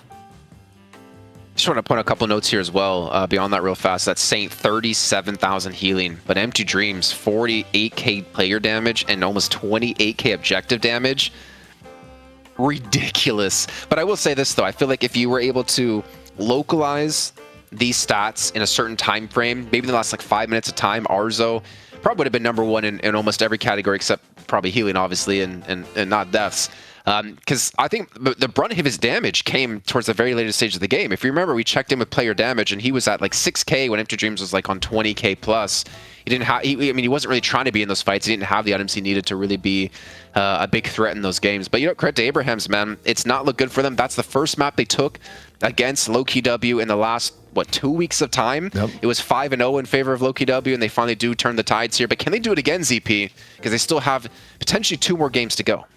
Lowkey W, they've been one of the most adaptable teams in EU, but they got to find some of that adaptation here today. Abrahams up 1-0. Can they retake the throne once more? We'll be back in a quick break. Welcome back, everyone. This is Night Shift, and Abrahams looking stronger than ever, taking map 1 away from Lowkey W. Jason, Lowkey W, do they have what it takes to bounce back? Like a trampoline, they will indeed. We're going the full distance here, ZP. We're going to 3. That's what I hope, actually. I want to see them bounce back. I want to see Abraham's taking a 2-0, though I think them taking 2 it actually would be a cool thing as well in a different way, showing that they have lost the last 2 weeks. They lost against them in the R1 tourney. To be able to beat them 2-0 would also be a statement for themselves and show Lowkey W they still have a bit to learn if they want to completely dominate EU. But it's so funny. We introduced this bonus pay, which feels like, 2-3 months ago, we had Abraham's on like a ridiculous streak, Melee Creeps on a ridiculous streak, and ever since we announced that, there's been a streak of like 2 weeks max, and then it's been shut down every single time. And obviously, we don't do it anymore now. But do you think, actually, in your opinion, ZP, we're ever going to have a team now in the night shift take, like 5+ weeks in a row again? I think it'll happen. I think eventually you'll have a team hit that level of excellence, but I think it's a good thing that the regions have just been so competitive that it is really, really difficult to do. And, people sometimes wonder is like, oh, gee, we see the same 3 teams. Within these 3 teams, they are incredibly competitive and they just crush the rest of the scene. As we've seen a little bit recently with the open tournaments where, I think back even to the trolley tournament where we did open qualifiers for a good chunk of the teams, but seeded it, and our seeding held out. Like, it actually went entirely the script, with the exception of like 1 team. So, I mean, the skill differentiation at Deadlock, even at the top, is like so precise at the moment. Well, speaking of these open events, ZP, did you hear the news? What's up?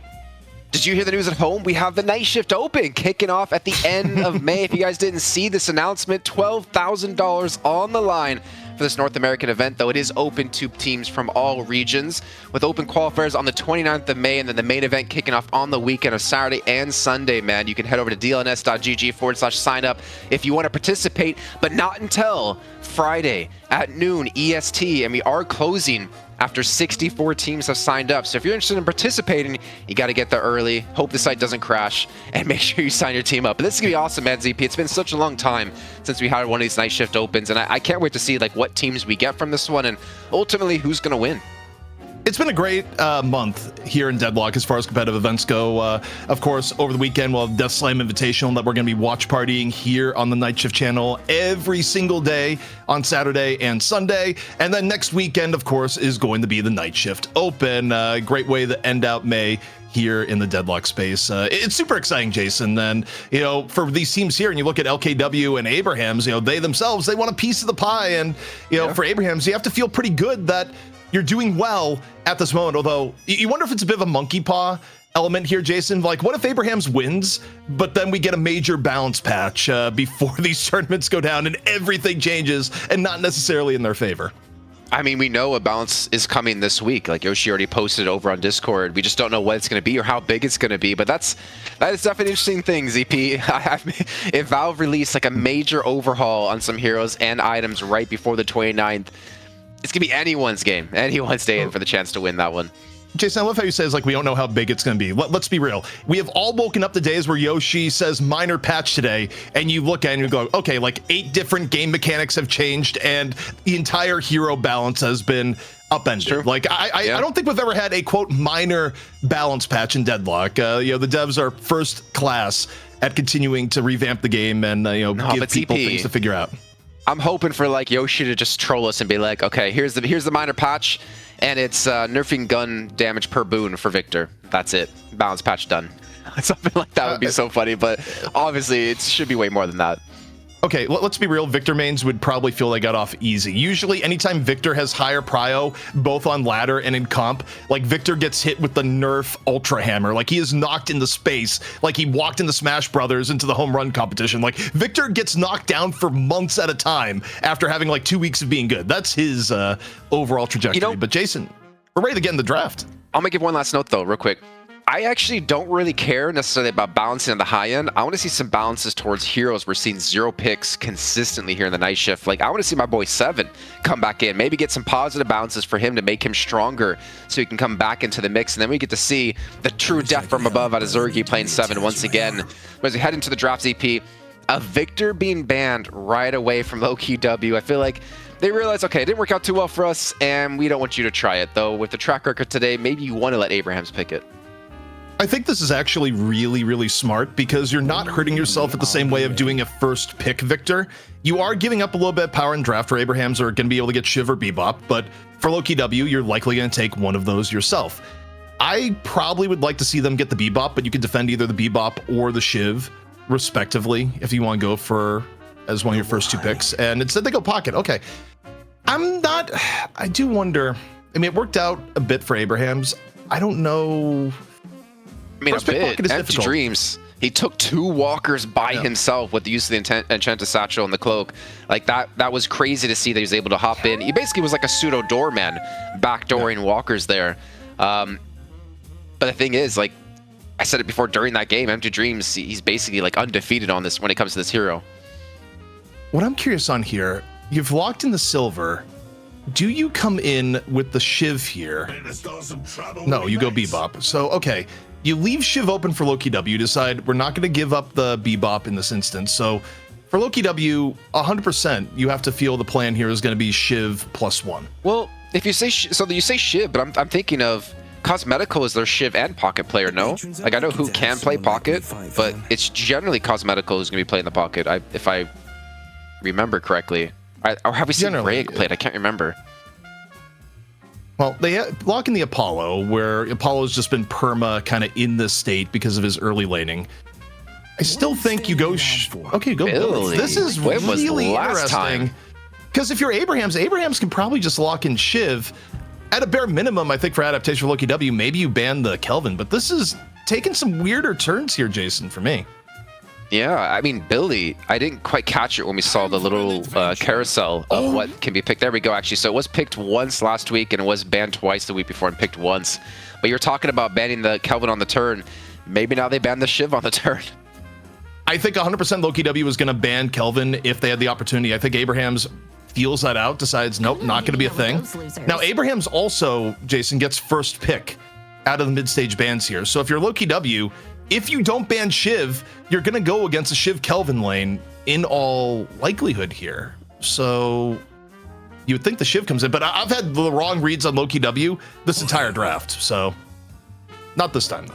Don't worry. Not going to be wrong there. Yeah, the Shiv coming on through as a ban. I mean, Abraham's here. You have the opportunity to steal away Viper from Zergy. You can obviously go Wraith again as well, but I don't think you necessarily need to pick Wraith this early. Trying to think what I don't remember exactly what they went for in like a 4th, 5th pick before, but they actually do go for the Viper. Okay, so Abraham's really trying to hit Lowkey W where it hurts, taking away the Bebop, taking away the Viper, and banning the Doorman. Yeah, I mean, now you wonder what Zergy's going to play. Are they going to, default back to a Mirage? Are they going to put him on something like a Warden? In theory, I would like the Mirage a little bit better, but we'll see. Zergy could end up on Wraith. I mean, the weird thing is that when Lowkey W was putting Zergy on Wraith, that was when they were losing games as far as Night Shift goes. So if you're Abrahams and this draft has now put Zergy onto Wraith, you're probably feeling quite good about everything. About to see something rare. The last, okay. All right. I mean, yeah, last pick is for sure has to be for Zergy, but I just hope we don't see Wraith. I don't know. I'm still not like a big fan of Wraith in general. We were talking with Uber before in the break. Still not necessarily a huge fan of her. Maybe like a Warden could be a decent pickup because I've been thinking about like mobility. The Max Cage could be pretty strong against this team as well if they did go for a Warden. Well, I mean, Abrahams, they grabbed the Mirage, so Mirage isn't even on the table for Lowkey W. I think it's going to have to be Zergy Wraith or Warden, like one of the two. I arguably would still rather see the Warden, but given history, maybe it's going to be the Wraith. They finish off with the Abrams, and I don't know, man. I mean, Abrahams, they have a pretty good front line here. You still have the Bebop. They were able to get the Kelvin before mid-stage bans, and now they put Zergy onto a lower-tier choice, in all likelihood. Can I ask you a question here, ZP? Venator, do you think people... What? I'm on the same wavelength as you, Jason. Here, forget the question I was going to ask you. There's some cooking being done from Lowkey W, and it's either going to be a 3-star Michelin meal or it's not going to be fit for human consumption. And I don't know where this one ends. I'm going to be honest. So Hoot Celeste, Cosmetical Pocket. Is it Vraic Apollo, Obi-Kin Vindicta? Listic on Billy, most likely. Is this actually Zergy? Is Zergy playing Gun Lash? Or yeah, it could be on Lash.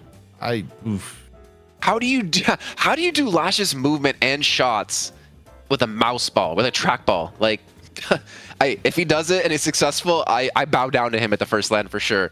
What I was going to ask you though was, do you think there's an overcorrection by the pros when it comes to Venator and the nerfs it's been hit by? Because we see that happen all the time when it comes to like Shiv, for instance. I still feel like Venator has value for sure, but to see like the massive drop off we've had with him, it feels odd to me.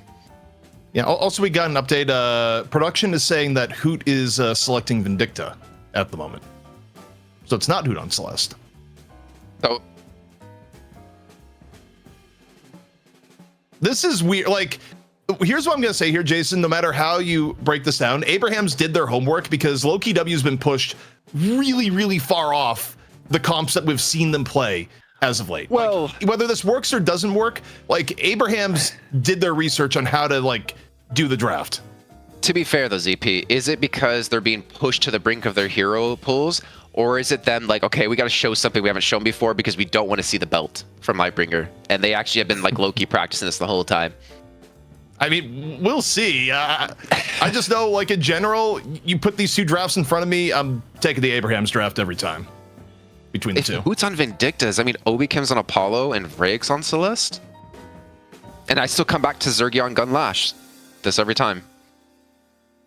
Oh, Interesting. yeah, we just got, yeah, so Zergy on Gunlash, Vrake on Apollo, Cosmetical Pocket, Obikim on... Wait, when was the last time we saw Obikim on Celeste? Like, maybe it he's happened ever in R1 played at some Celeste. point. I don't think it's happened on Night Shift. Like, it might have happened in, like, the depths of one of the R1 matches. It was a difficult tournament to follow from a viewer because of how they handled, like, VODs and match IDs and whatnot, but yeah, Well, we'll see. You know what, ZP? I'm in for a surprise. I'm in for a potential upset here with Lowkey W taking this with Gunlash coming out as the new meta. I mean, we see it played quite gun heavy before. Let's see how it plays out, man. Like, I'm kind of hyped here, ZP, and I know the audience is as well. I'm skeptical. I'm skeptical hyped. Like, there's still a little bit of hype, but You're hyptical. Yeah. Say it however you will. I mean, I think our reaction to the Vin pick was about the same as everyone in chat, like, hold up. No, I'm sure there's someone in chat who's like, oh my god, they've been screaming this. How don't you guys know that? I guarantee there's at least one person in chat, because there's always someone I don't who says actually that. for the Vin pick, I don't think so. Zergy has been putting in time on Lash, so there's that. But man, this is a super interesting draft the way it went down. Just I think it all kind of started with like what Lowkey W is prioritizing at the very beginning. The Pocket early pick, you know, arguably giving up the Bebop is a bit of a mistake, but that was reasonable. I think the part where it went to unexpected territory was the early Billy pick. And even our production struggling here with the picks because we don't even have our overlay up just yet because of that, of like what was expected and what actually played out. But yeah, man, this is going to be interesting times here. A gun lash, and man, if like Zergy can play a proper gun lash here on a trackball, I like would be so impressed if it wasn't already. You know, there's people from the aim training community that just want to like study Zergy like a lab experiment as, you know, things that shouldn't exist. I'm not even kidding. Yeah. The thing is, he's not even like the first pro who's played on trackball. I remember I said before in League of Legends back when I was casting LCS in 2013, we had a guy named Kurt who played top lane with a trackball, and they were pretty damn good in that second season that they played. Well, for Lowkey W, I think step number one here, Jason, when you look at it, is have a better early game. They certainly have heroes that are better in the early game across the board than what we had last time around. Like, their ability to apply pressure in the early mid game, you know, now you have Celeste on board, you have Vindicta, whose power spike is earlier in the game, and you have Lash, even Billy. Like, you have multiple ways to make plays pre-15 minutes, so from that perspective, this is a better draft for Lowkey W. Pressure that's being applied with this Mirage and this Bebop mid lane.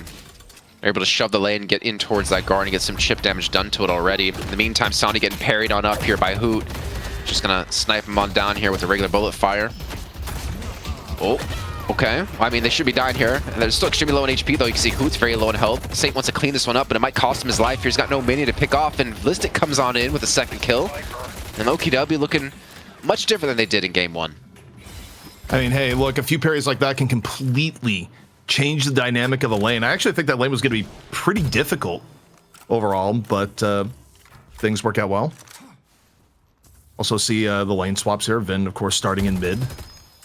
And now, you know, Lowkey W, the one thing they're not afraid to do is they're not afraid to be more aggressive on rotations, change up lanes, go for, picks in the 2 to 4 minute period of time. I think their philosophy on boxes is one of more boxes are the compensation for traversing the map to go for a gank rather than the end goal. Yeah, and as you saw before in the last game, something that Bars definitely focused on the Wraith, even though he wasn't rotating around too much. Really can't underestimate these golden statue busts as these games progresses, but with Lowkey W, the initial 2 kills coming on through, put them off to a strong start. They're still being shoved quite heavily when it comes towards middle. One of the strongest lanes now for Abrahams, especially with that Dust Devil now online. They take away this tier 1 camp. So, I mean, a decent start for Abrahams in the mid lane, even though they did falter on the right-hand side. Of course, we saw just how deadly Empty Dreams can be after a good run in mid back in game 1. In this instance, Empty Dreams is off doing a bit of a box run. Bebop holding down, gets a hook in onto Obakim. Parry comes out, but all sorts of damage, and right back is Empty Dreams for the finish. And this could be a problem for Lowkey W should another 1 or 2 instances of this happen, just because, Mirage, at the very least, he's supposed to have a slower ramp into the game, but if Mirage actually gets a good early game, things don't usually end well for the other team. Yeah, I mean, Empty Dreams has been playing like flawless today too. He's probably been my MVP of the entire day for you. Thinking back to game 1, up to, oh, look at Hoot 002. What are we looking at? The fact that he has 2 assists. Am I missing something? Nope, not at all. However, Listic threw some hands and paid the price. Pretty sure Saint rushed rebuttal there too, just for extra ability to fish for melees, and in this case, hauled in a whopper. Production's having some fun today for sure. Whether it's the highlights or I don't even know what to call that. Like it's not a bullseye. I don't know what you would call what we just had there on screen for Hoot. It's a highlighter. We've used it on the casters too, but yeah, you look at the items for Saint in the Billy lane. Just super quick prio on rebuttal, which I honestly think is fine, because don't forget too is that not only do you get the shorter cooldown parry, you also just take less melee damage if you are getting hit by melees. Like, it's dual benefit. Survivable has been picked up for Obakim, and Arzo's gotten casting buff. The pressure seems to be non-stop in towards middle. Empty Dreams at 4.4k as we have all ultimates online for Abrahams, and currently Lowkey W is still missing a couple. No death slam for Zergy just yet. So you might see some pressure, and one of the first times we're seeing this left-hand side here. Zergy's going to have his ultimate online here in just a few seconds once they finish off these minions, so they have to respect the death slam, though. Petrifying Bullet is up for Arzo. Definitely something that's going to make, I think, Zergy's life a lot more difficult. But the thing is also, do you expect Zergy to be going in for these big death slams, or is he going to be playing back a little bit more to look for just pure damage like you typically would on an M1 carry? I mean, I think you have to be active, and speaking of active, off in middle, the punish onto Tass, kind of as expected from Apollo in the early game. All the while, though, Empty Dreams, relatively safe, going to get a chunk of solo farm on top of it. I think for Lowkey W, killing Taz is fine. Ideally, you get some form of pressure on the Empty Dreams, who, already, you look at the allocation, most farmed player in the game. Hook in on the Listic, just came over here into the mid lane. Dust Devil going to come on out, and Listic, actually in a world of hurt, maybe going down the Empty Dreams, and does. And Lasong coming on through too, catches on to Tass. He's extremely low on health, though he initially survives the burst, though he won't survive the battle. There we go. Vrake comes in yet again here, and Vrake is really doing fairly well here. 5.3k souls, been a part of quite a few of the kills, and Empty Dreams should be relatively safe. Dust Devil up in 10 seconds of time, but again, I mean, Tass pays the price, but Empty Dreams is still farming up some kills here, up to 6k now. Trying to create quite a big of quite a decent lead, not a big lead. Oh my gosh, the rebuttal gets parried. Both members of Abrahams parrying at the right time, making Listic's life miserable. The Wolf comes out, not going to result in a bigger dive here, but Listic at some point is going to be traumatized into just not hitting his Q key. It's not melee anymore here. Wonder comes on through. Son is getting actually quite a bit low on HP here. Obakim's coming in with some decent movement to go for the chase down. Even the snipes being thrown off. The tether not going to quite connect. And Sonya, he just barely escapes under his walker. That final shot might have finished him off. And he will live to fight another day, but Empty Dreams actually rotated towards his right-hand side to help out Saint to make sure they don't lose this Guardian. He's actually turning it around back on them. Yeah, I mean, at nearly 8k, Empty Dreams is mini Thanos status, but got to give a shout out to Sanya for the movement there. I mean, that was top class silver movement. Most silvers would be dead in that situation.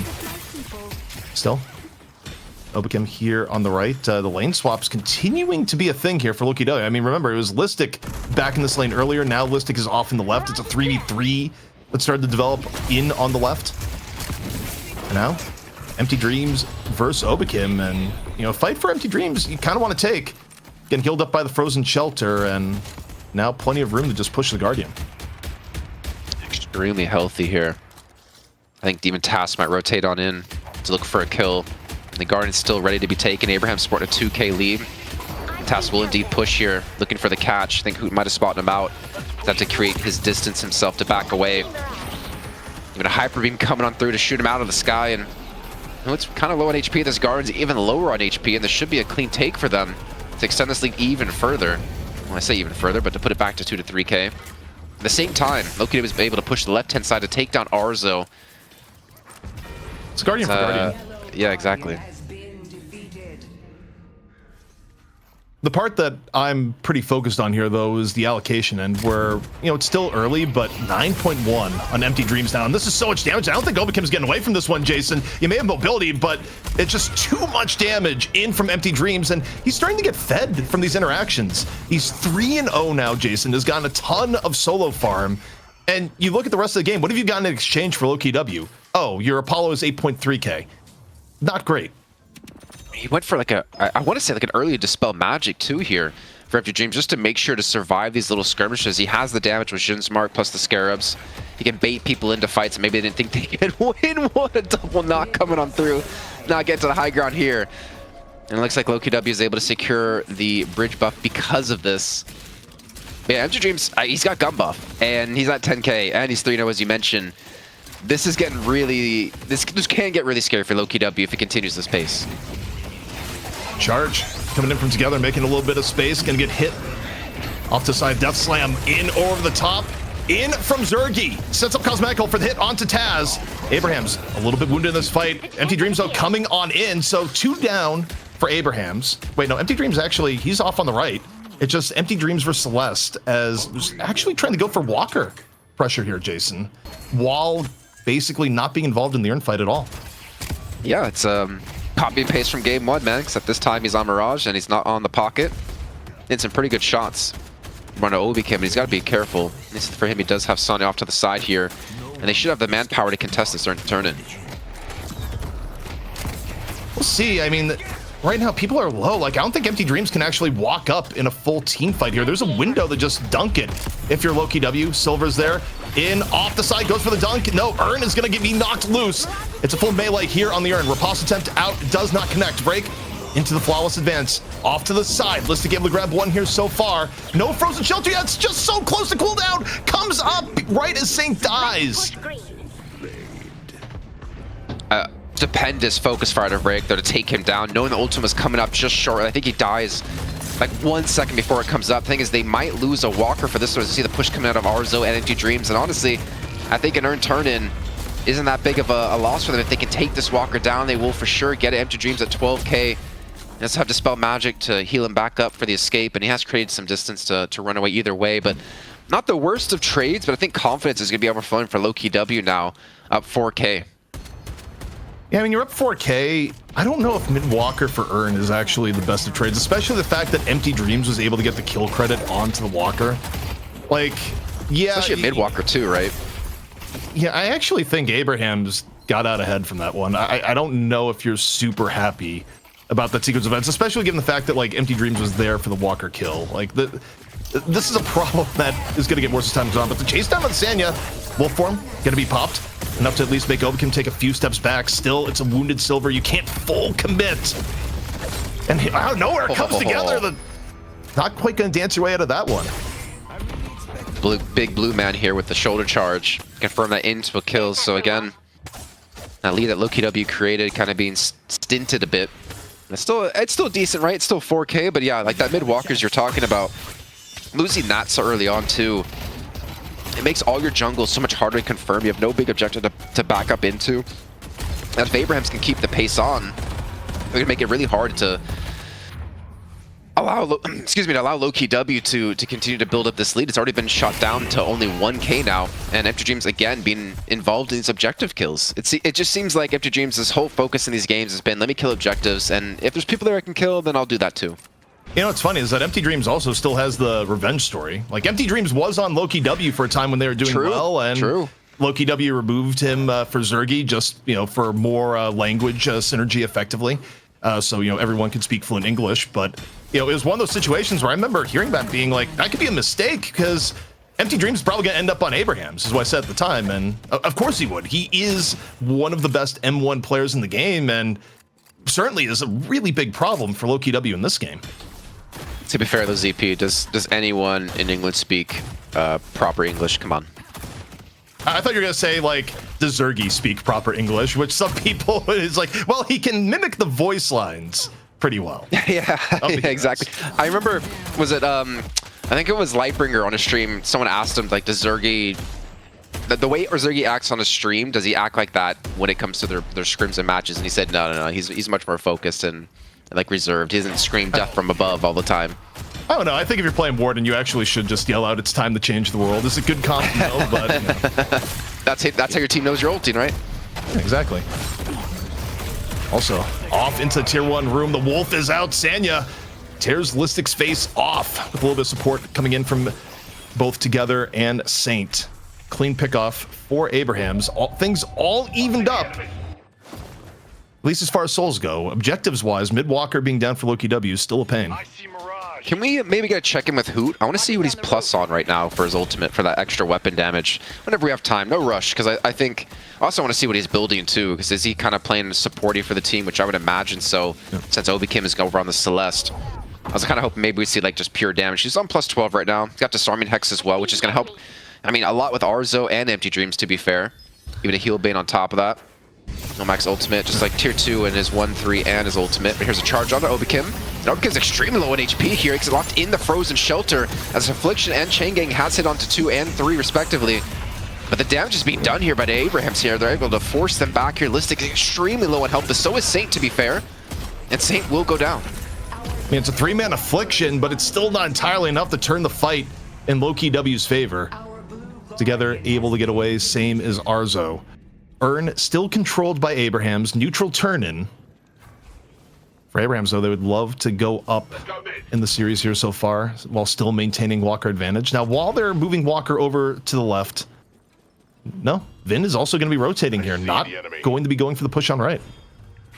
Behind them, he teleported too. Petrifying Bola is up. It's going to be so hard to hit any sort of Death Slam here too because of that. Some decent damage being done so far. They're still in control initially of Abrahams here. It looks like Sana's going to be going for the pickup once again. Saints rejoin the fight. No Frozen Shelter is the problem here, so it's not as advantageous. Arzo nearly dead. Wolf comes out for Sanya, half HP. Wasting a lot of time looking for a target now. Looking a bit here onto Listic. Together getting dangerously low. Zergy up close and personal here on the Lash. Saint ends up falling. Breakdown in turn, 1-for-1 here so far. Cosmetic, though, picking up the Urn in the chaos and gets the Urn turning for Lowkey W. I think Empty Dreams is going to fall from this one too. Dispel Magic has been used, the Tether's followed up with, and that's a massive kill onto him. He's down 42 seconds of time here. Is that 19,000 souls he has? That is the biggest kill they could possibly pull off, not to mention the Urn turn on top of this. A 6K lead now for Lowkey W. And they have to be so happy Abrahams just delivered them the Urn.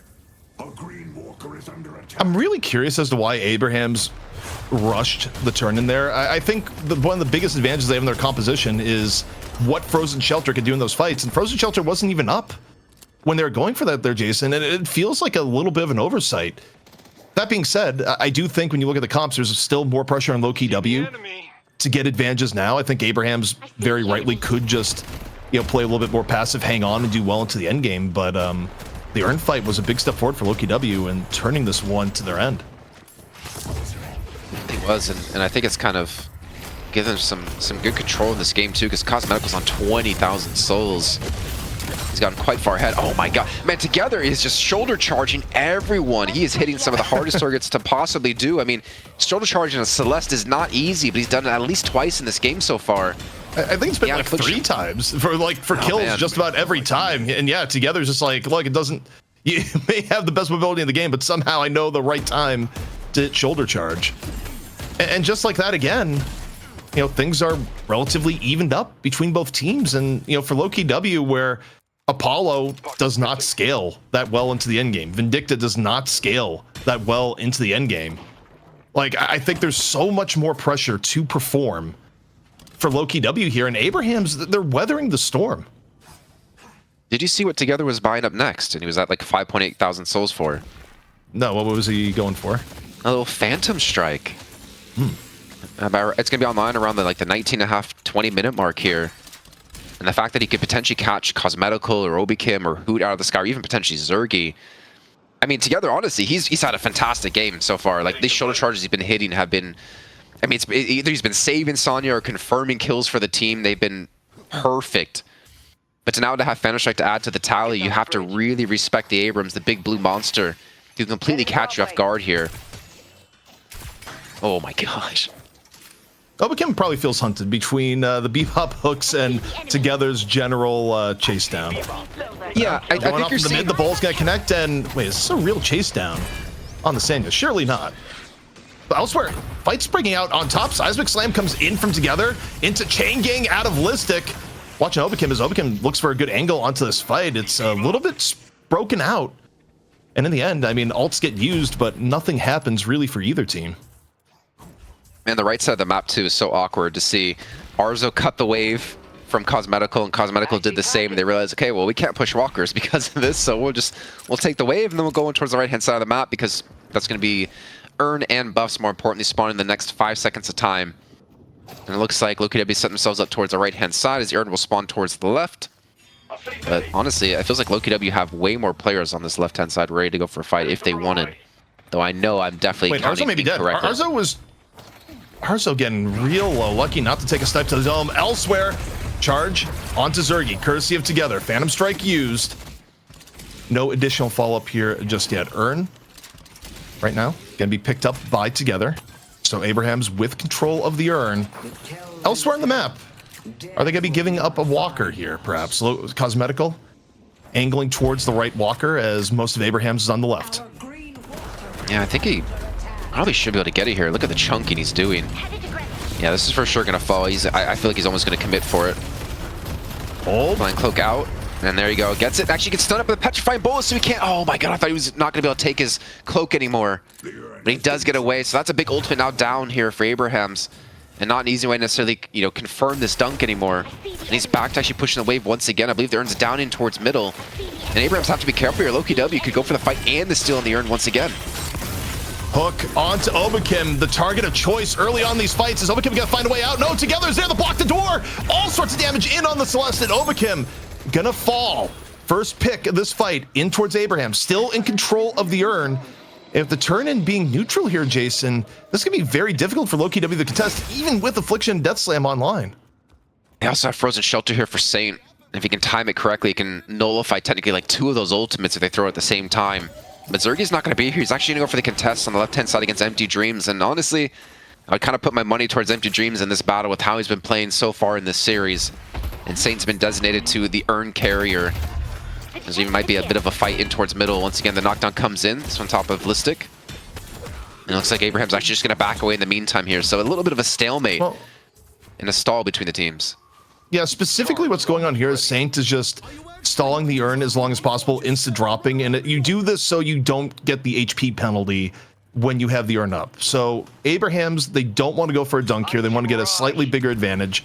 But on the same while, they don't want whoever's carrying the Ern to just get absolutely wasted on HP. And now Empty Dreams getting a little bit of chase down into his side of things. That's 2 players he pulled over there, though. And he can just travel on over. They're going for the dunk. Interrupted, and the Affliction coming on out. It's a big one. Hits 3 into the Chain Gang. Frozen Shelter out at the same time, but the Affliction is ticking down. Saint going down. Cosmetical 2 here so far. A great engage thus far from Lowkey W. And the Ern still waiting in the wings. So far, 3-0 in favor of Lowkey W. They're going to pick up the Ern. They're going to get the dunk. They end up with 4 before it's all said and done. And Jason, is this mid-boss time? I mean, I almost feel like you should be going for, especially if you can kill Empty Dreams here. And he's going to fall once again. That's 5 kills and the Ern turn-in. Was that fight not a 6-on-4? in favor of Abrahams, and they lose the fight, they lose the urn, and they're losing mid-boss. A massive play here out of Cosmetical and Listic in particular. Yeah, I mean, that was the dream as far as Pocket goes. You get the 3-man affliction, you get the massive chain gang out of Listic, and now you're able to roll that into urn fight, into mid-boss, into 3 rejuves. There's no bigger swing in game state. This was an even game, Jason, before that fight, and now it is anything but. And honestly, I felt like Abrahams initially set that up extremely well because Empty Dreams, he pulled 2 players to the left-hand side. He had Zergy there, he had Obi Kim there, then he travelers on over, and you have such a potentially easy fight. But man, the chain gang into Affliction, just shutting Abrahams down. Like saying he hit a Frozen Shelter onto 2, but you can't heal against the Affliction. So guess what? You're playing Kelvin, but you can't heal any of this damage that's being done to you. And it kind of just, I mean, the Affliction technically nullifies Kelvin completely with how that fight played out. You know, this is leading us, if Pocket wins here, that Pocket is 100% win rate on the day as a first pick priority.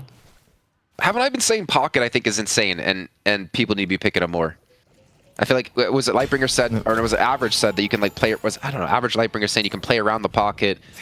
But I don't know, man, like when you have these certain players who play Pocket so well, you know, not one trick-esque, but I mean, basically it's like their best hero. It's not as easy as saying just don't get ulted. Also, can we get a check on the golden statues here? I think it's actually probably pretty even between the 2 teams, despite the... Wait, what? That can't be right. No way. That cannot be right. Listic, hello? Wait. Did he have a golden egg? Did he have the golden goose egg? I don't think so. I think this is actual, like, Listic has a problem. You got to stage an intervention. Can't be right, can it? 6, That 7. is obscene. How has this happened? Can we look at Listic's HP? Like, surely... Like...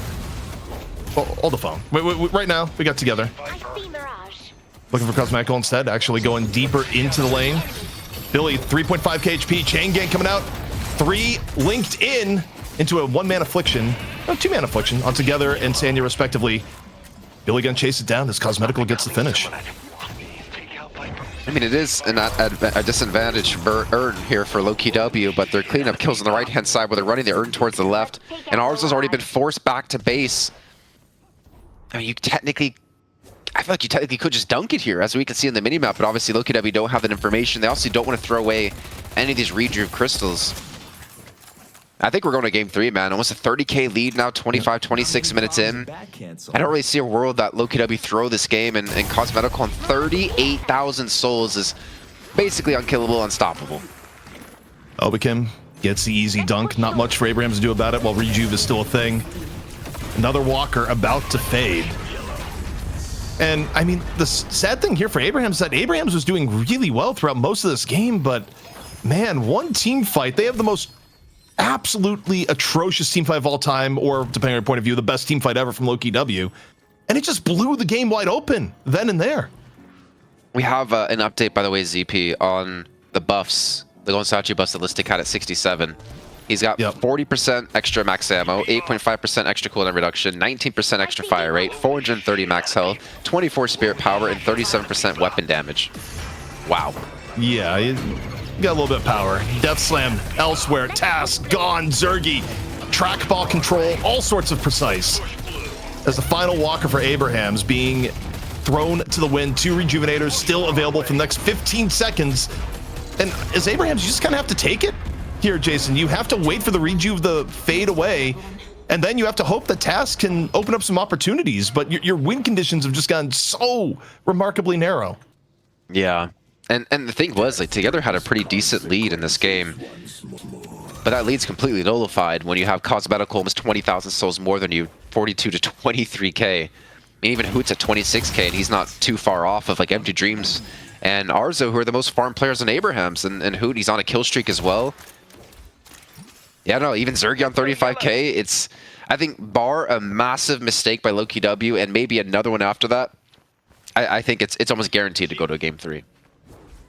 I mean, realistically for Abrahams, you need some sort of start to the fight where Cosmetical dies at the beginning, and certainly not what we're seeing here. Sanyo just gets jumped by the squad. That, I mean, that was just 5 people and a mugging Be the enemy.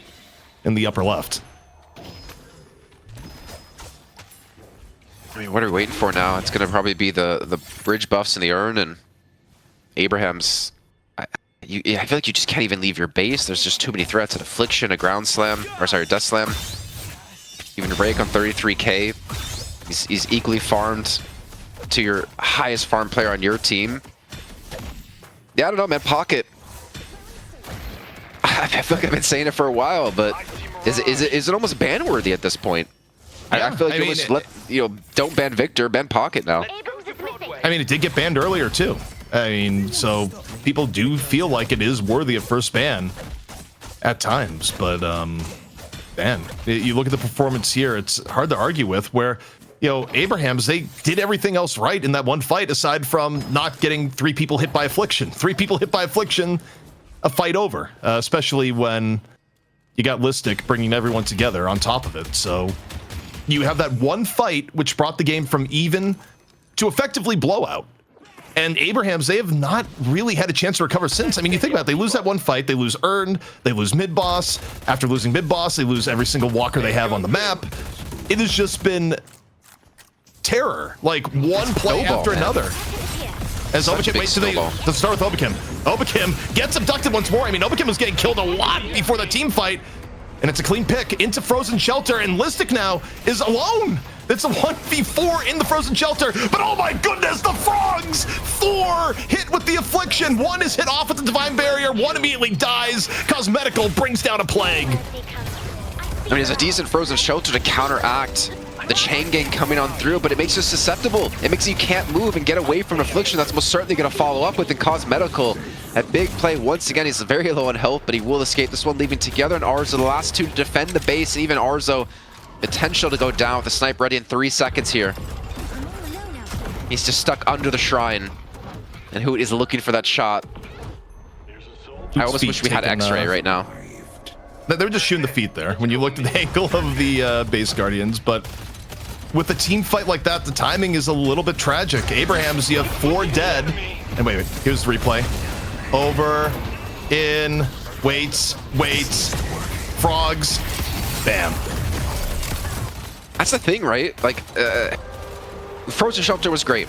And if you're saying you had a Frozen Shelter there, but Cosmetical being smart about his position and patient just nets in the team fight victory for sure. I mean, they had an initial kill. That was Obakim, the first one to go down, but it didn't matter. The Affliction was enough to turn that fight completely around. I see Abrams.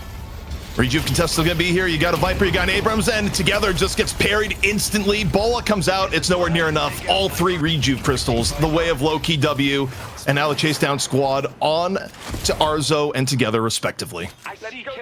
Yeah, I mean, this is just a waiting, the lobby for the next game. It's a waiting room here. There's just really nothing you can do about this as Abraham's. You're in stat check territory, you're in pocket country now. 50,000 souls and Affliction up yet again, and casting buff on top of that.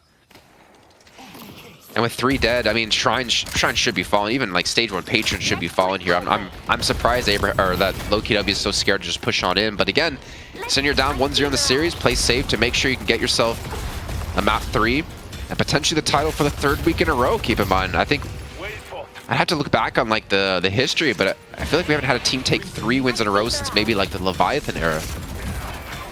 Also, what I want to know here as the game is rapidly hitting its conclusion, and I don't think Lowkey W is going to leave on a retreat. Can we get the final update on the golden statues? Like, just how much has Listic consumed? Like, has he been cut off from the buffet? 82. 82 buffs, Jason. 82. Yeah. I wonder how many of those came from the Urn turn-ins. I think decent amount. I mean, even 43 for Cosmetical, 42 for Vraic. And the first stage Patron will fall, and I mean, Abrahams, you can fight this one out. You got ultimates up, but a 3-man Affliction connects once again. And the Archmother will go back into the lobby, looking for a chance for redemption in Game 3. Lowkey W bounce back in Game 2 and take us to a 3rd. I gotta say, coming into this game, Jason, did not expect it, had all the doubt in the world on the Lowkey W draft, and frankly, I think there were parts that were right to be doubting, but the one person you couldn't doubt here was the impact of Cosmetical on his pocket. The game went from even to a blowout in the flash, just one quick slip of the frogs and how things can change. Yeah, and Pocket is just so good. I think we've even seen like some slight adaptations to what we would normally see a Pocket, where Pocket would take a lot of jungle camps, would take a lot of lane farm, and then go into the fights in the mid game. But it almost feels like the way we're seeing Pocket nowadays is let's just use you to apply pressure to backdoor walkers, and then you come into these team fights later on with your like max rank affliction and good damage. I'm curious when it comes to objective damage, how high up was Cosmetical compared to the rest of the team, because that's exactly what we saw Empty Dreams do before when playing the Pocket. There's really, this is a good showing to kind of say to maybe both teams, if you don't have first pick, maybe you need to ban the Pocket, and maybe you have to deal with what's left after this. There's still no, we haven't seen any Doorman. He's been first banned by one of the teams every single time, but maybe Doorman is something you have to go against to avoid the Pocket. Also, you know who I feel bad for in this game more than anything else? Empty Dreams was having a near perfect game up until that team fight. Like, Empty Dreams had basically the win conditions locked in for Abrahams. All Abrahams needed to do was not lose a team fight in an egregious manner, which is what ended up happening. But also, yeah, I will say the side story coming in is that Listic having a million golden statue buffs was also not on my bingo card. Yeah, I don't think it's on anyone's bingo card, honestly. I don't think you can go into a game expecting something like that to happen, but man, whatever routing and pathing he was taking, I need to copy that in my own games. You can check out the match ID in the bottom right-hand side and maybe replicate that for yourself. Though again, it is Listic, so probably 99.999% of us won't be able to do that. You know what's great, by the way, so people get insight into production. Jason just made the request saying, hey, I gotta use the bathroom. Whoa. You don't gotta call me out on this one, ZP. No. I'm putting out production. Like, I'm seeing here, Solomon is dropping gifs of waterfalls. Low2 drops a gif of a faucet. DDK just found Niagara Falls. Like, what's going on, Jason? Everyone's just trolling you. Bro, I got a cup next to me, and I'll tell you what, if you end up filling for like 2 to 3 minutes, that cup might get used. Just look at my face and how happy I look. But, I mean, at least the game finished early enough that it did, because that toilet is a call-in. But still, I mean, jokes aside, to bounce back from that first game, that first game was a slaughter. That first game just did not feel close, and you can see Cosmetical, look at that, 21,000 objective damage being done. And that's kind of what we've been seeing out of all Pockets now. High objective damage, high player damage, and of course, high souls then because of that. This has been a running story throughout the day in EU. Well, I think part of it too is that you run Pocket in side lane like this because he's one of the harder heroes to chase down as far as it goes, where you could put him in solo lane and he can get out with his life. I think part of the reason why, for example, something like Venator is less favored nowadays is that Venator has about zero ability to leave a lane if you're committing for it. It's way easier to take him down. Whereas, people are having more value towards heroes that can actually, get away after pushing a side lane if the other team comes to punish.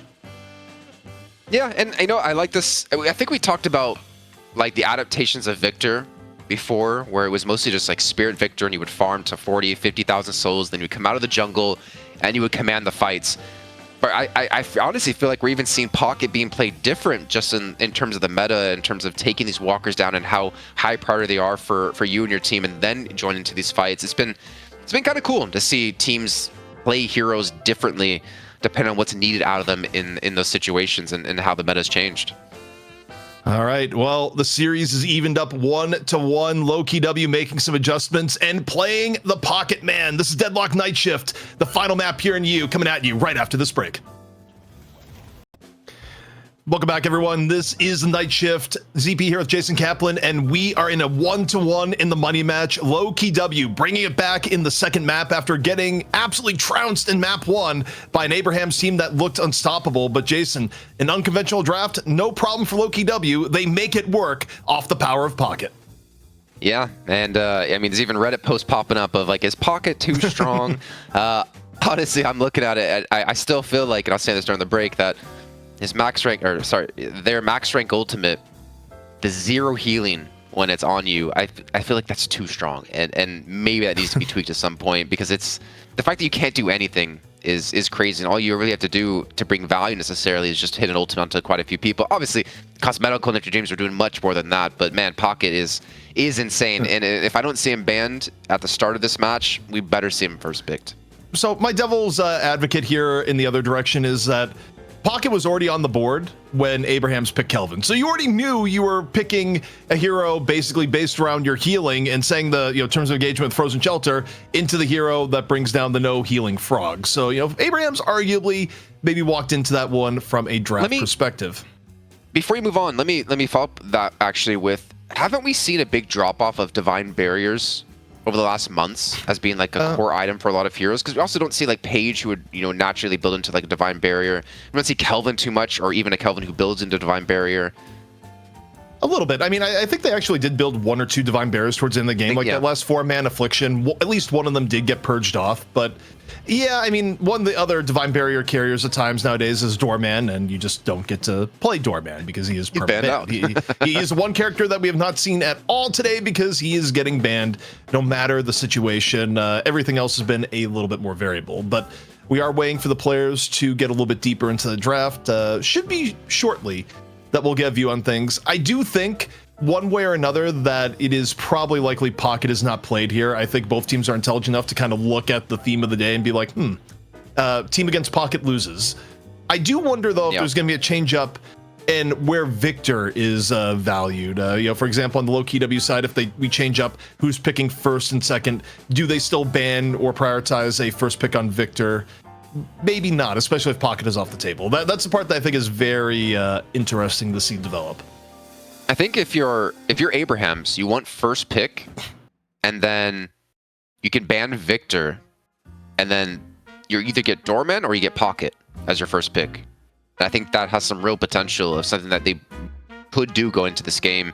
I mean, yeah, you leave Bebop open, but being able to secure Pocket right off the bat for Empty Dreams or Doorman for your team, I think could be an easy factor, or one of the key factors, I should say, into going into winning this. And there we go. Abraham's going for first pick. So what I just said about banning Victor, I almost am certain that's what we're going to see happen. It's going to be a Victor ban followed up by a Doorman or Pocket ban, and then Abraham's getting the one that wasn't banned. See what the preference is going to be. Coming in from Abrahams, and yeah, they say we're not going to Pocket Town one more time. Cosmetical, you're going to have to play something else. You could, but I don't think they want to pick it. I think, in their case, they don't want to neither first pick it, nor do they, want to play it against them.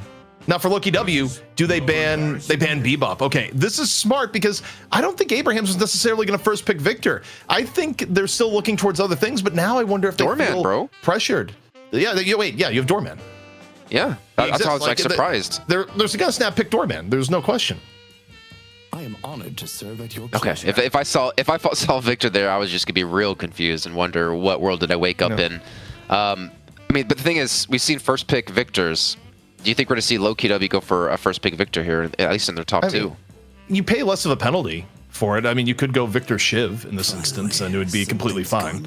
So Victor's number one, and normally when you grab Victor like this, you give up other things in turn. No, you don't. No way do they. No, I don't. You don't pick Kelvin at this stage in the draft. No way. I mean, Abraham still may go for it, but I think if you grab something like a Shiv at the very least, okay, silver. It's so interesting though, because for Abrahams, you can actually go and just Shiv Kelvin. You could, yeah. The good old 2-3 punch here, and would Shiv Kelvin play around the style that Doorman brings to the team, because it's going to be really similar to what we had with the Pockets of going for this backdooring. Okay, so if you didn't have enough quasi global presence out of Doorman, having Mirage now on the team is gonna make that even stronger. And then of course with their third pick, maybe they're not looking to play Shiv, or maybe they're not looking to play Kelvin here. I think it's more the latter. I think probably Shiv, yeah. And Lowkey W, they probably banned Kelvin. They could play it in theory from this. Like, it actually wouldn't be a bad pick for Lowkey W if they wanted to play it. I don't see any world where they actually let it get through the mid-stage bans, however. Do we maybe see a Viper ban out of Abrahams? Because maybe they're baiting the Kelvin ban, and then they can ban Viper. I think the Viper ban is actually a pretty good shout for where Viper has been prioritized in the draft. For Lowkey W, I don't think they wanted the risk giving up an Apollo if they were the ban Kelvin. But yeah, for Abrahams... Wait. What? Okay. I was thinking maybe. Oh, well, okay. Oh, no, ZP. Don't say what. You remember what No, it's happened because last Doorman. time? It's a Doorman play. Yeah, it's a Doorman. Yes. Mo yes. plays, but Zergy was in voice saying, "Ban Mo, get him out of here. I don't want to see it. I don't want to be after my own face again." True. Yeah, that was like one of our most viewed clips of all time too. Is Doorman, but even still, like I think Abrahams has plenty of good comps they can do without the Mo, so long as they get the Kelvin. Now, Lowkey W, they have the opportunity to pick the Kelvin here before there, but they're going to go Lash instead. Well, here I am. If I forgot about the Mo and Krill Doorman combo until Mo and Krill was banned, and I was like, oh yeah, how did I forget about that? Maybe I tried to erase it from my memory because poor Zergy just got abused in that game. But going into the pick here for Abrahams, I mean, Kelvin, it's still open. There's still the opportunity. I mean, you could go Viper Kelvin here. Yeah, I mean, they could save the... well, they'll either get the Kelvin next pick here, or even arguably they could save it for last. I don't know. Lowkey W actually may take it if they don't grab it in their next pick. Like I'm thinking about there, like does Kelvin work for Lowkey W if they want to pick it? The answer is yes. But instead, Abrahams, they go with the GT. I mean, the thing is, who played a lot of Kelvin? Yeah. I mean, who played a lot of Kelvin with Lowkey W when he rejoined the team from Abrahams? But we haven't seen it in quite a while, but I don't know if it's actually going to be a pick we see to come through. And with Mina being the second banned last game out of Abrahams, it looks like Zergy will be playing her. Yeah, and I mean, the Mina is clearly for Cosmetical because Cosmetical's hero pool. True. They went to Pocket, which was his first pick, GT, which he picked otherwise, and then down the Mina, where Cosmetical's still a really good Mina and has looked good on the hero. They're going to round out with Haze for Obakin. Yeah, I forgot about Cosmetical and Mina. So it's going to be Zergy and Lash once again. All right. Actually, I'm curious about Silver and Victor. Is that going to be a Hoot Silver? In a No Saint hero yet. So is it Kelvin? No, it's Billy. Is it going to be Doorman by Saint? It could be. Yeah, I mean, maybe Saint's playing Doorman, and that would explain a lot hero pool wise. We haven't had a lot of Doorman data in the last few weeks because no one's been allowed to play it. It's been permabanned. Yeah.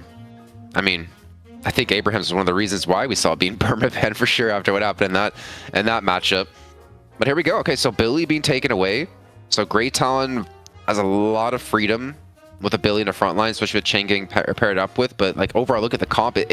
Honestly, I look at this composition of both teams, and in my head, you could swap the team names, and it actually would make more sense to me than what we see it currently played out. Because Abraham seems to be running a comp that I would expect Lowkey W to be running, and vice versa.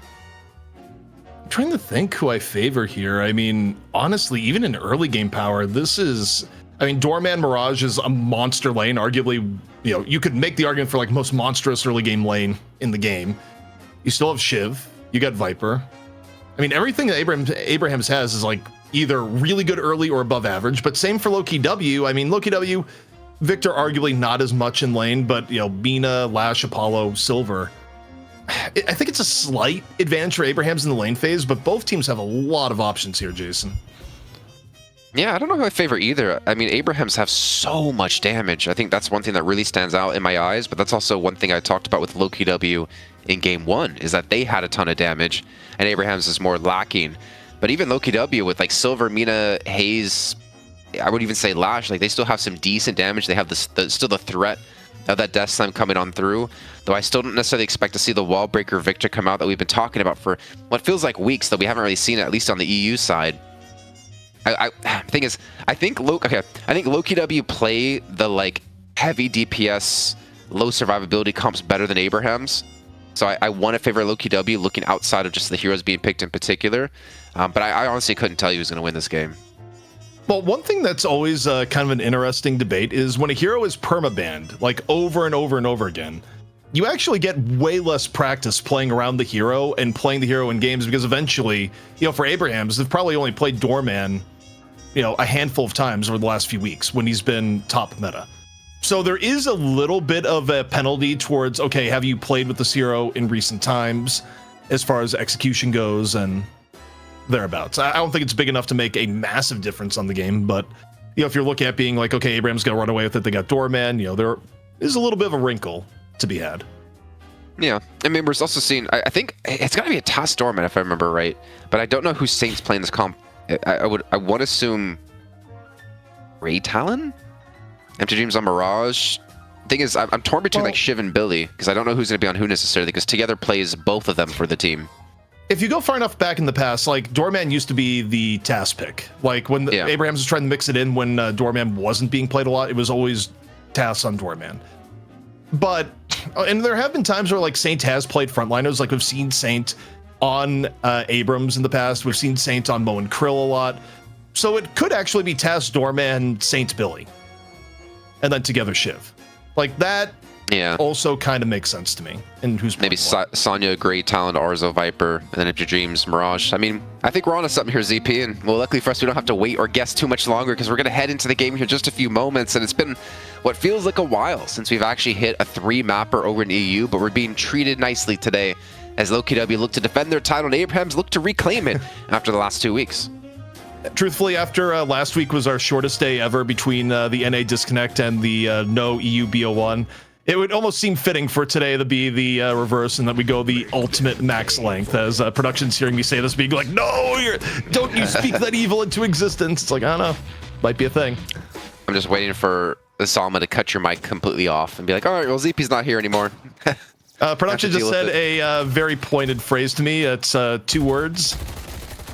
You know, figure that one out. Could I possibly guess it? I think people could figure it out within 3 guesses. You know, if it was on Family Feud, it'd be a thing. But taking a look at the lanes here, Jason, we got the lane from hell in middle that Lowkey W has to deal with. That's right, it's Doorman Mirage. And I mean, granted, Apollo, one of the best laners that you're going to have available against that. I think the only lane that would be better would be like a Doorman Apollo lane.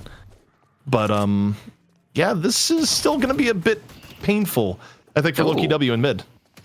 So Saint's going to be on Great Talent, Sonny going to be on Shiv, and Tiago's going to be on the Billy. Interesting. But we pretty much guessed the rest correctly. And then over the side of Lowkey W, we pretty much guessed most of those correctly as well. But those were, I think, a lot more obvious and a lot more of comfort picks for Lowkey W here. But look at this pressure on the right-hand side, man. Cosmetical's already been forced back towards the Guardian. The Screwjob dagger's being thrown his way. You got to be careful of the Billy and the Viper together. You get one catch with the Rising Ram. And you can almost confirm that into a kill with that lethal venom when it comes online. But also, I mean, Abrahams, these lanes are just pretty damn deadly. Taz has also begun the business here in middle.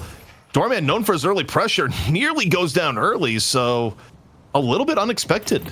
Again, I just wonder, you know, how much Doorman has Taz actually gotten to play recently, but that's quite big for Lowkey W to relieve a little bit of the pressure in the lane early on. Would have been better if they got the kill, just didn't happen this time around. Yeah, I mean, Empty Dreams could be happy, I think, getting some solo farm too. He's definitely been, I definitely would say, their strongest player so far in both series today. I think he's been the standout performer for Abrahams. And Listic's gone deep here. He's actually being chased down by Tass. He's gone into the enemy side of the jungle here, trying to take these boxes. I don't really think there's any world that Tass can confirm this kill, so Listic will get away with it. Looking to get his golden statue buffs up once again from that last game. I don't remember how deep into that game we were, but he had 67, and I feel like it was like before 15 minutes. It almost felt like it was before 15 minutes. One thing to keep in mind on here is 2.5 minutes. Lowkey W, you know, of all teams in EU, they're more willing to, you know, take heavier rotations around the map. Zergy, got to oil up the old trackball in a moment, reconnecting to the game. Hardest working trackball probably in the world. You know, if I was... Go on. No, I was just, I wonder if that was just a normal DC from Zergy, but okay, he's back. If I was any org and I picked up this team and Zergy was on the team, I would go to whoever our like peripheral sponsor was and get like a custom, or try to get like a custom made trackball with like Zergy's name on it and everything, and like the team colors. But obviously work with Zergy to make sure it's something he would use, because I think he's talked about on a stream using like gaming trackball mice before, but he doesn't like it. He likes like the office, if I remember correctly, trackballs. You know, this is pure speculation with nothing confirmed, but you know, as we look at Hoot there, wouldn't it be cool to have a silver skin someday night shift wise, you know? Something to consider, Jason. Nah. I think we need a Doorman skin. Actually, Doorman skin could be pretty good too, now that I think about it. Yeah, I think Silver's been one of our most consistently picked heroes across every week in the night shift since she's been out, honestly. I can't remember a time when she just wasn't picked. you know, we get a silver skin made and then she just drops out of the meta. It would be our fault. Like, realistically. I mean, it'd be kind of whoever decided to get that skin made's fault, right? Because you kind of wished it in fruition. Exactly. I fought better town broncs. Also, the pressure being put down here on the left lane, pretty significant. Lowkey W. Meanwhile, Listic. It's also the one lane that they're actually being aggressive on and kind of have control. And I feel like middle, even though we did see Tasco back early on, it's been mostly them shoved up against their own guard, as you can tell by the HP. Same on the right-hand side, they've been really shoved back towards the Guardian. So I think for Lowkey W, doing well on your weakest lane is actually a godsend. Also, for Lowkey W, just hanging on in middle. You know, a lot of Doorman's power right now comes from what he's able to do into the early, into mid game, but oftentimes when he was being allowed into the game, his lane was just straight up winning. This time around, Tass being kept in check. I mean, I think it does help when you go out of your way to make Apollo the lane matchup on the other side. Look at the dive, though, coming in from Empty Dreams. Senses a little bit of weakness here out of Victor. Listic, low HP, the chase down continuing. Just a little bit more for Empty Dreams. However, Listic gets... was going to his Walker. No. Does he live? It's at Death's Door, and Empty Dreams just barely gets it. I thought he was free, Jason. A read on the movement. Billy's also going to be here, so Taylor's going to help him escape from this one. But to expect him to go that direction, man, what a phenomenal read out of Empty Dreams, man. MVP for sure in my eyes. And I think we saw what kind of happened earlier on in the game, that Task got run down. He's going to die here by Vraic. And while he was being run down, Empty Dreams did the same thing to Listic, so they kind of like would trade one for one, not necessarily in kills, but in terms of like who they're attacking. But in the end, it's still a 1-for-1 trade here, and that was, man, Empty Dreams, that was sick. Tass hasn't getting many tips as a doorman. You look at the sole difference between Tass and Empty Dreams now. I mean, it's good for Abrahams that Empty Dreams is fed, but that's also, you know, service industry just not getting tipped the way they used to, Jason. Oh, well, he actually went for that jump. That's wild. I think that's probably because he's being paid a livable wage over in EU and doesn't have to rely on tips to survive. And as we just see a big burger box over towards this first buff, that's a survival buff being taken by Together, and the chase is still happening. Cosmetical coming on through to looking to shut down Empty Dreams, and the rate connects, but he can't quite get the last shot off that he needed. And Empty Dreams will survive with his life for now, but Obikim comes in, and honestly, I think this is where Hayes is getting scary, man. Obikim on 2 kills. And some of the success we've seen out of Lowkey W in the last 2 weeks is when Obikim gets that Haze, and he's able to go like 7-0 in the early to mid game to apply that pressure in the jungle. Well, you may have just cursed Obikim just a bit. Wait, the bolt dance is still going, and no, not enough. Gets a bigger chunk out of Arzo than he may have liked, but still had enough of an HP lead there at the beginning.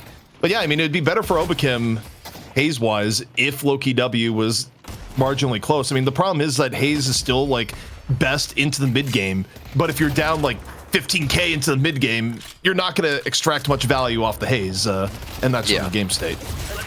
Yeah, and it's obviously about like the team playing around you and you trying to come up with opportunities to help your team succeed. I think punishing anyone on rotations, ganking quite often is definitely helpful. The thing is, it means he's also leaving Cosmetical alone at the Guardian.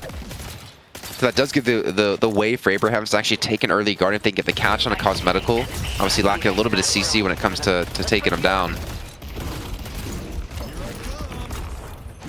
For now. On the left lane, Lowkey W nearly getting the Guardian. Not going to happen this time around. Off on the right, Together, still a survival buff.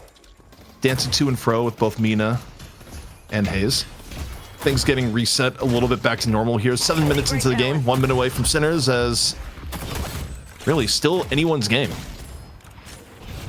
Yeah, it really is. I think it comes down to, for sure, how this mid-game is going to play out.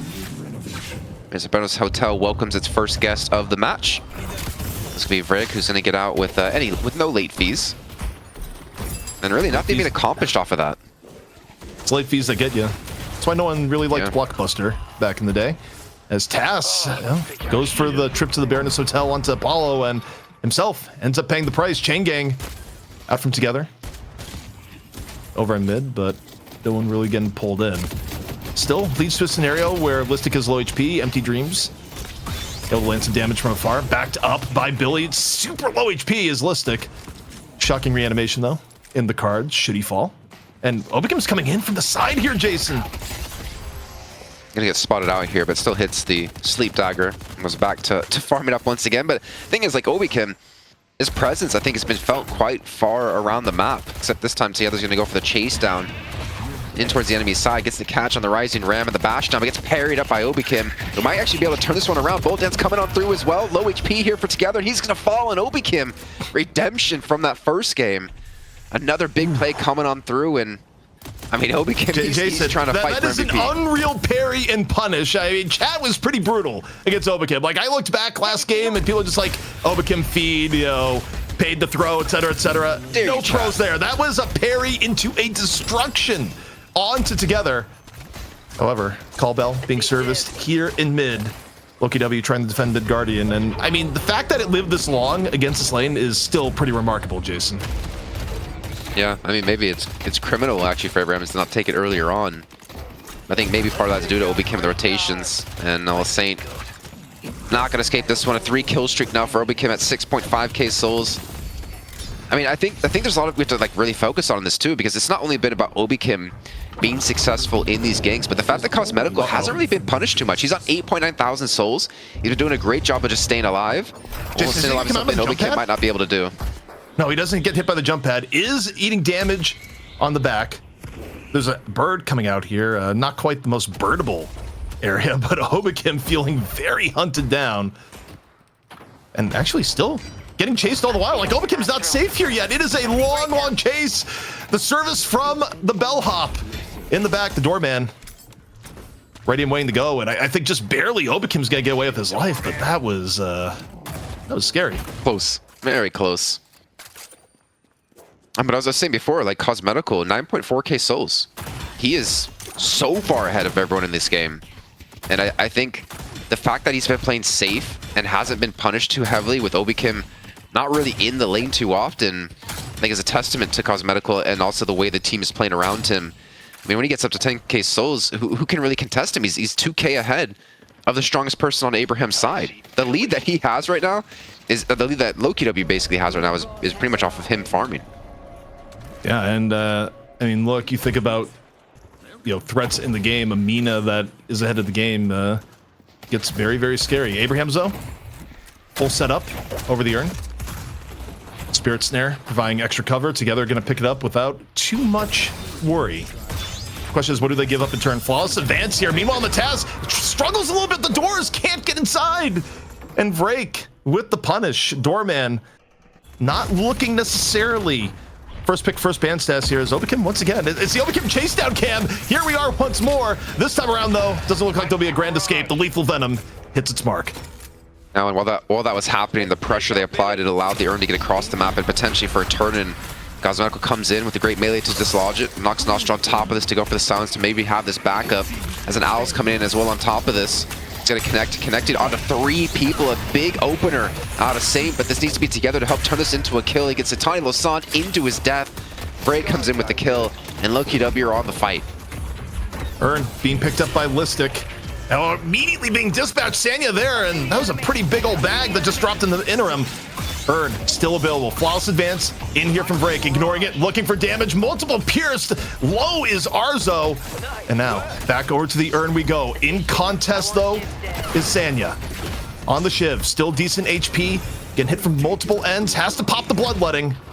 Guardian going down while this happens. Silver getting into the fight. Tass is back over and in. Finds Cosmetical. The Urn still in the fray here, Jason. Picked up by Together. Can Abrahams get the dunk? Together says yes. There we go. So a big little victory here for them if they can continue to win out in this fight and not lose too many players. Using that door to escape with the help of Tass. It's the door up in time that time, but though Sonya, he needs some backup. Actually forces Hoot to back away from this fight. So Abrahams, not only did they get the Urn, ZP, they also get 1 kill. Potentially a second if this burn can connect. Obikim is extremely low on health. Back on the zipline side, going for the lash and can't hit Zergy either. But Wait, does he have any stacks on Bird right now? I think no. That's 0. Yeah. He's missed the last 2 birds so far. But before that, I think he connected like on a 3 or 4. Sorry, not the last 2 ones, but out of the last 3, he's only hit 2 or 1. I can't talk. Also, Together facing the rain of bats with the side of Werewolf on the right. Lowkey W just looking for the Guardian, and here comes Obikim. Is it gonna be enough to pressure down Empty Dreams? Again, the one-on-one. And, for Empty Dreams, you have to respect the fixation. Stacks back up a little bit. Elsewhere, Wolf Form is popped together, taken on down. And Lowkey W getting some advantages here on the map, even as they get low in the process. Yeah, I mean, even though they lost the earned turn-in and that initial fight, bouncing back extremely well here. I'm sorry, I can't really see much of what's happening right now. I think my Italian internet has come over with me to the US, as I can't read anything in the 3 pixels that I see. But it looks like it's about a 2K lead so far, and again, Cosmetical farming up Vrake, again, having another great game, this time on Apollo. Yeah. Well, I think stabilizing a little bit, at least for us, on the feed. But yeah, on the whole, Abrahams, after that last fight, nursing a small bit of advantage, where I have to say, it's sort of interesting to me where Obafemi has been public enemy #1, whether it be on the Celeste or the Haze.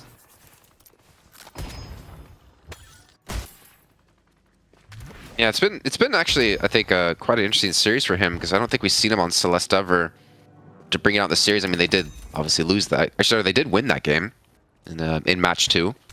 I wouldn't say necessarily because of him.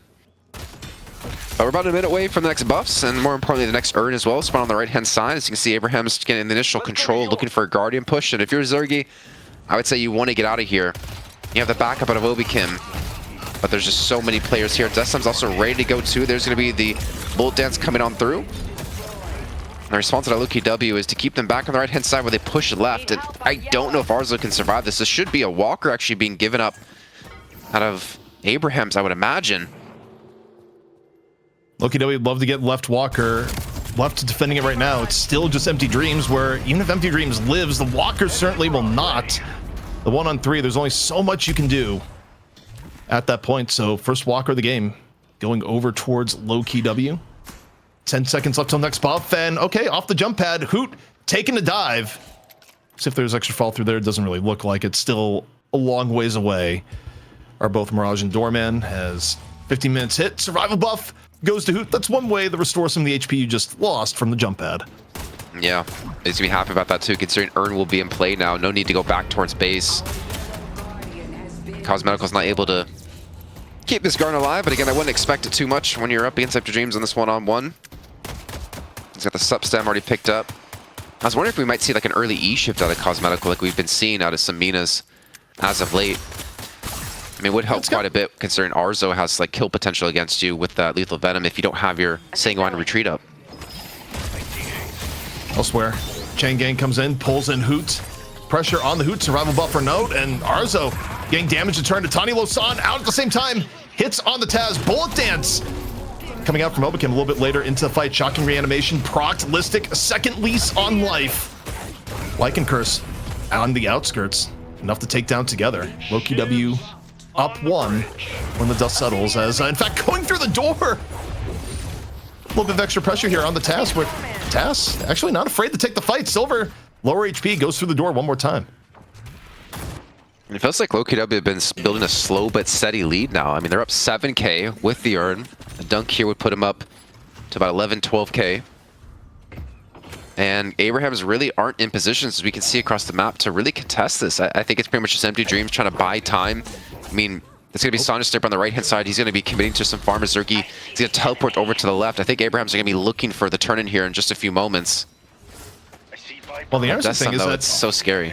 Off the Spirit Snare and the quick drive-by of Empty Dreams, they bought a little bit of time. Apollo, though, going for the dunk, has to get through the goalie, which is Together. Together says, no way. Billy acting as the protection. Over the top, though, the Nox Nostra in from Cosmetical, deals with the GOAT. Parry over, actually riposte. So looking for Vrake, taking the battle the other way. Cosmetical able to finish off Arzo. 2 down here for Abraham so far. Urn getting picked up in the fray by Vrake. Going over. Does he get through? He does. The Urn turned in for Lowkey W. Door, not enough. Our green walker is under attack. Did he like, Tass like jumped over Vrake. I think he thought Vrake was gonna jump to try to go for the light melee, and he just ran under him like a hurdle. And they get the dunk, man. 10k lead now, 17.5 minutes in. Thing is, they're gonna lose a walk on the right-hand side. Empty Dreams doing exactly what he did pretty much this entire series and the last. So he does equalize things when it comes to walkers, even though they did lose the turn in, and keeps that lead. I mean, still around 7K, so really not much of a gain here, Lowkey W. I mean, the one upside, of course, is when you talk about trades, there's a theory that, you know, you'd rather be on the Urn side of it because the Walker, you can get those tools later on, whereas the Urn, it's gone forever. And I will say, the fact that Empty Dreams is able to get it is also pretty beneficial. Like, anytime you get a Solar Walker kill on your M1, you know, it carries higher value than getting it under other circumstances where, you know, while we're talking about this, Sanya getting incredibly low on the map. But all in all, I mean, still a winnable game for Abrahams, though down 8K.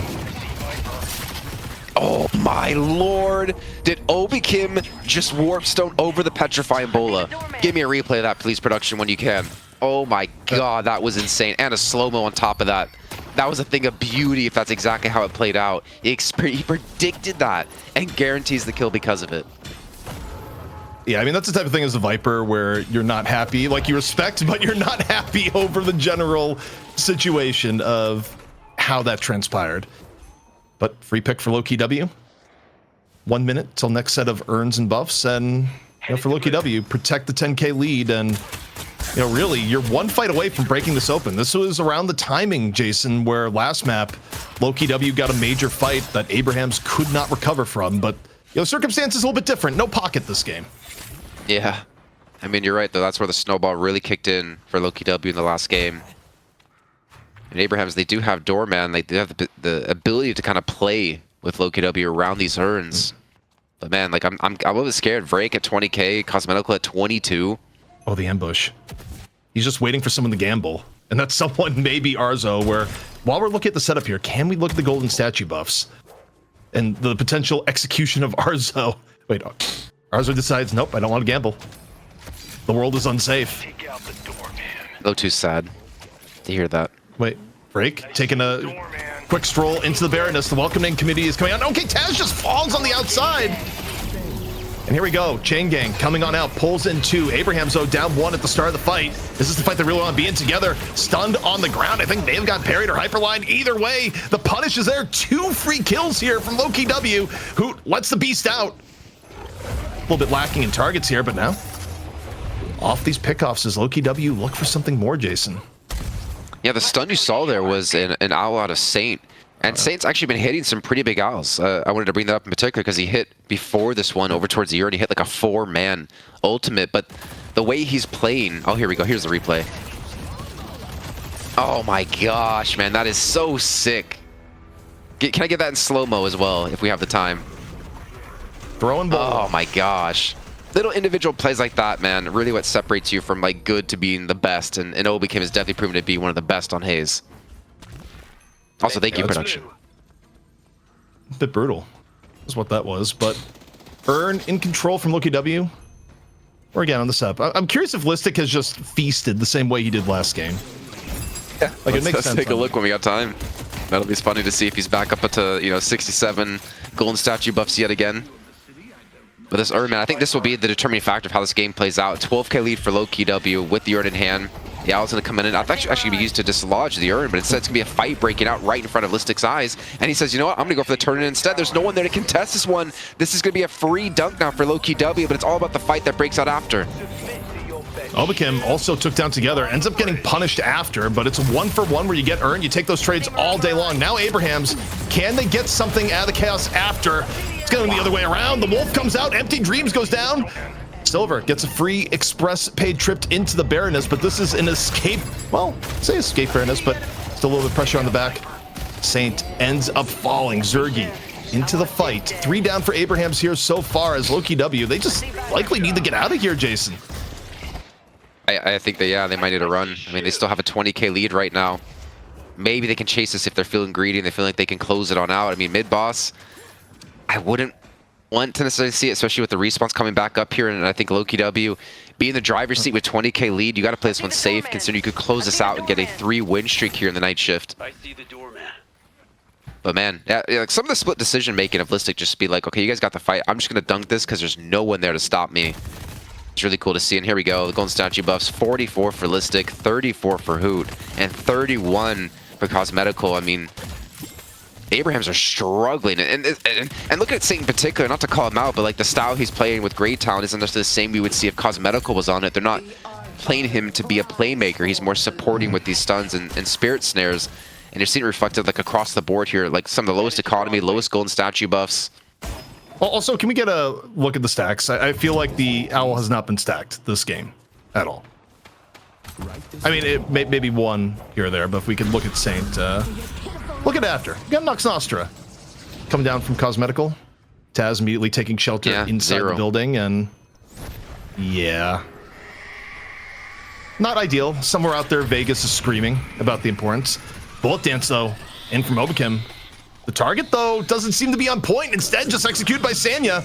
And that is a clean pickoff here for Abrahams while mid-boss is still available. Jason, I think if you're Abrahams, you have to try and turn this into mid while you have the chance. I mean, you don't really have a bad comp for it either. Doorman and Viper.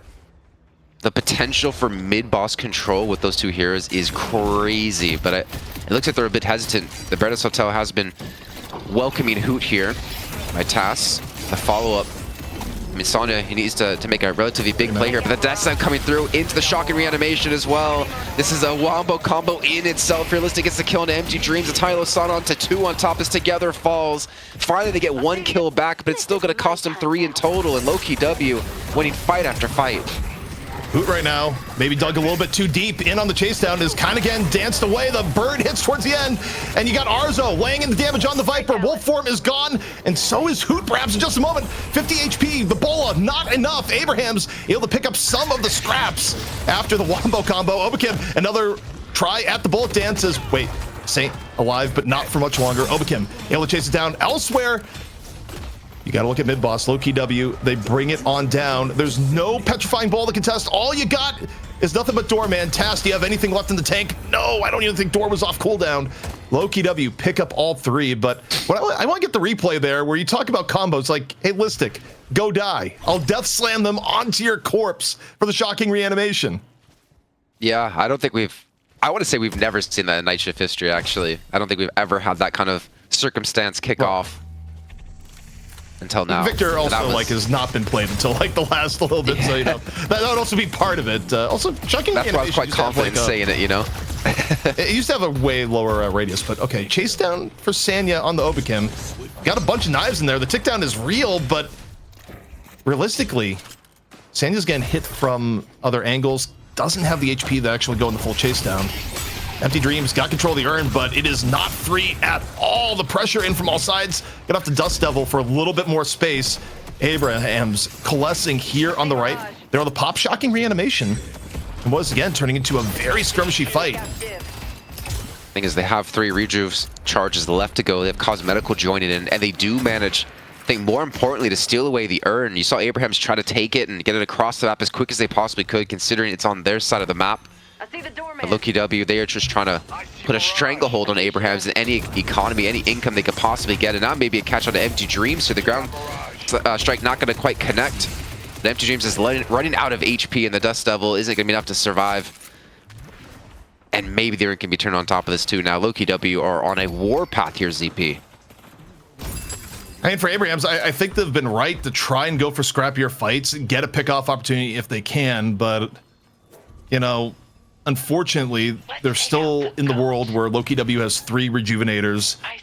They're likely to be able to get the dunk here without much in the way of contest, and you know it's going to get worse before it gets better for Abrahams as far as the overall soul count. But Chain Gang comes out with 2 into the Bola. Oh, right top Zergy, a statue midair, lands a big old ground strike though near the urn turn in. Urn still being contested. Bullet Dance here from Obakim, looking to pick off any stragglers. The straggler is Sanya. 2 rejuves, though, are given in the process. So, I mean, if you're going to give up the urn anyways, getting 2 rejuves isn't the worst outcome here, Jason. Yeah, it's not the worst, but I think it's definitely not the best outcome, obviously. I mean, they still get the turn-in and the 2 kills on top of this for Lowkey W. They still have Rayek and Cosmetical on a tear, 32 and 30k across these 2. As we're going back into the ground, the Death Slam, Shock and Reanimation, man. This was dirty. Like 3 players directly stunned, and they're just not moving. You just see they're there for they're down and out forever. It's looking like the Ronda Rousey fight. Yeah, that was brutal. And again, not a combo we've seen often because Victor is required to be played, and Shocking Reanimation didn't used to have that level of radius. So I guess even at its old radius, that combo still would have panned out. Think about it. But either way, Jason, this lead has ballooned to 40,000. Abrahams, after looking so good in the Challenger match and map 1 of the series, now has to console themselves with the fact that this one may not be going their way, despite the good effort at the start of the day. Well, for them, I mean, they still have the night shift open later on in this month. What was that? He just has a little bit of a warm-up when it comes to the qualifiers on the 29th, because they have a chance to qualify into the main event. Yeah, that looked a little bit weird. Great Talent's having some funky things today. Why does my owl have X-ray vision on top of it? The truly ethereal spirit owl. But yeah, I mean, for Abraham, ghost owl. Losing here is tough, but they certainly are going to be trying their luck at NA, both this weekend in BSI and the next in the Night Shift Open. That's right. They got a lot of action these next 2 weeks for them. It's the most Deadlock I think we've ever had in a single month, now that I think about it. For like official tournaments and play, I don't think we've ever had like 3 large tournaments on top of the weeklies altogether. But Cosmetical over the doubles, drops Nox Nostra, as we see Sanya just getting whittled away. Empty Dreams Arzo dead on the outskirts. The welcoming party, yeah, you drop the metal skin, but Listic, he's getting right back up. Shocking Reanimation nearly clips on the Sanya, who actually may have found the escape. Can't say the rest for the rest of the team, however. Wait, what? He's stuck. He just unstuck himself under the staircase that was a somehow. Low staircase. I didn't know Zatani Losan had X-ray vision and ethereal as well, able to go through staircases. But with 4 kills coming through, Lowkey W are finally able to push the base here out of Abrahams and also push a Walker at the same time. There's really not much you can do about this. You're down 47, almost 50k souls. It feels like a matter of time here, and Lowkey W going to be retaining their title once again here, the Night Shift, bar any massive mistake. They made it work, and in this game again, for Abrahams, I think things got a bit away from them. I would argue that I don't know if Saint was really the most comfortable on the GT. Like, if I think about how this went down for Abrahams, that's the thing that doesn't pass the eye test quite as much to me, is that I don't think they had the best GT utilization. But for Lowkey W too, they were able to get a lot of comfort picks, like you had mentioned, Jason, but it's absolutely true. You still get Cosmetical on Mina, you get Listic on the Victor. I mean, Zergy Lash, he's been grinding the Lash, it worked out. Hoot on Silver, Obakim Hayes. I mean, these are all heroes that these people have played for a very long period of time. I mean, it was a comfortable composition for Lowkey W. Whereas for Abrahams, I don't know if that was necessarily the case for some of their players. Yeah, I mean, no offense to Saint, but he definitely doesn't look as comfortable on Grayton than he does like Kelvin or any of these. I mean, even Abrams, for instance, or even like Vindicta. It seems to be like a decision they made without necessarily planning ahead of it. I'm not saying he can't play it, but to the level they need him to, like you would see. And I don't know, I'm not really expecting to see a supporty Grayton, because that's really all Saint plays, is these kind of supporty-esque heroes.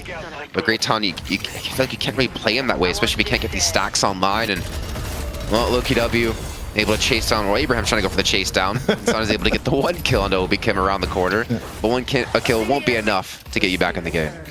I'm not sure Cosmetical's died, by the way. Can we get the list of deaths in the game? Yeah, I want to see the death counter before this fully ends. We don't actually have much time. Like, it is just about over. Second Stage Shin King is done and over with. Lowkey W, they'll be your champions once more. They take it away from Abrahams in a reverse sweep here in the money match.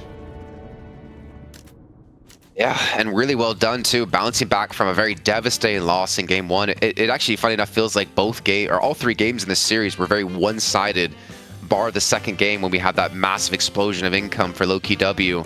And by the way, you try to make Cosmetical the EU DMOV after seeing him just have multiple games in a row, even series in a row where he just doesn't die.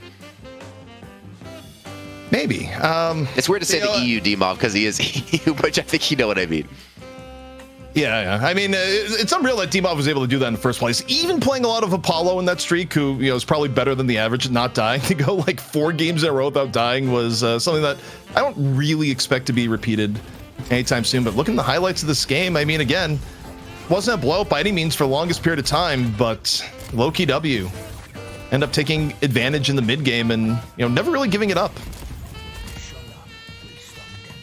Yeah, and I think for them as well, it's like a big mental battle after being destroyed in the first game. I think it's great to see Lowkey W kind of like lock in on what they wanted to play. I mean, Cosmetical had a really great series as well. Obviously, the first game, if you take that one out, his pocket play in game 2 was great. His Mina here in game 3 was great. Even Obikim, I feel like, had some great plays, considering first time I think we've ever seen him play Celeste in official capacity. Had a pretty decent game, and his Haze definitely had a lot of impact in that early to mid game, was a part of quite a few of these kills. I think Zergy deserves some credit too, considering we haven't really seen him play Lash competitively here, but he made Lash work. Yeah, I mean, Zergy coming on the Lash was pretty effective. To me, my star standout, though, probably had to be Cosmetical. Just what was done on Pocket was an unreal smashing, just like this ult combo was here. But also, I mean, the Mina play in this game was incredibly solid. Cosmetical really not making much in the way of mistakes. Continually good Nox Nostras to set up many of the team fights. I think Zergy gets Bola midair here. And Bola. Good timing from Arsenal.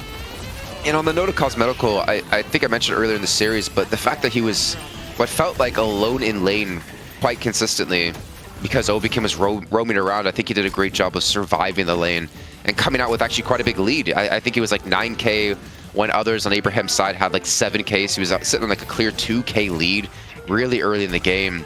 And he was able to snowball it from there. I mean, obviously on a 7-kill streak at that moment, had 41,000 souls.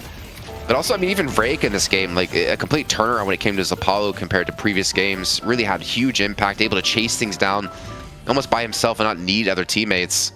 But Lowkey W, I mean, they avoid the belt out of Lightbringer once again. Well, no, they didn't avoid it after map 1. Like, the super belt came out, per what Chad was saying. But, after map 1, the belt got put away. But also, taking a look at the post-match statistics here, I mean, Cosmetical and Vrake having very good games. Listic, again, doing what needs to be done here on Victor, where, a lot of the shocking reanimations, there's something to be said for dying in the right place at the right time, especially when you got Zergy on Lash backing you up. Looking meanwhile at Abrahams, it's kind of interesting where, we were kind of criticizing Saint, and it wasn't the highest impact GT game. Certainly when you look at the stacks, Saint was still pumping damage despite not having the owl stacks go his way. It makes you wonder, if part of the early game had been a little bit different, if Saint was able to get 2-3 stacks online early. Is it different for Abrahams? I think the reason I was being a bit critical of him wasn't necessarily something that was his fault either. It was mostly just in this comp, in this team, in this lineup, is he ever going to be fed souls like Cosmetical would be if he was on Great Town? And I think that's kind of the problem, is that you're competing against Empty Dreams, Arzo, and Sonya all at the same time. I will say something that's an aberration, though. And I mean, there are some reasons I've been 0 objective damage. Can we get the blinking production thing? Like, no, like that probably should happen. Like, Saint was not able to hit a tower once this entire game, Jason. Oh, poor guy. Look at all those zeros. Yeah, there you go, right there. Oh my gosh, production was way too happy about doing that. Yeah, 0 objective damage. You don't really see that often. To be fair, standing at 160, like, what you get from this is that Abrahams was pushed back in lane the majority of this game. Even when it was back and forth, like, the fact that you got 0 out of Saint, very little out of Arzo and Sanya. I mean, to see a Viper with 422 objective damage, that is a little unreal. Like, usually Viper is able to get way more damage on tower than that.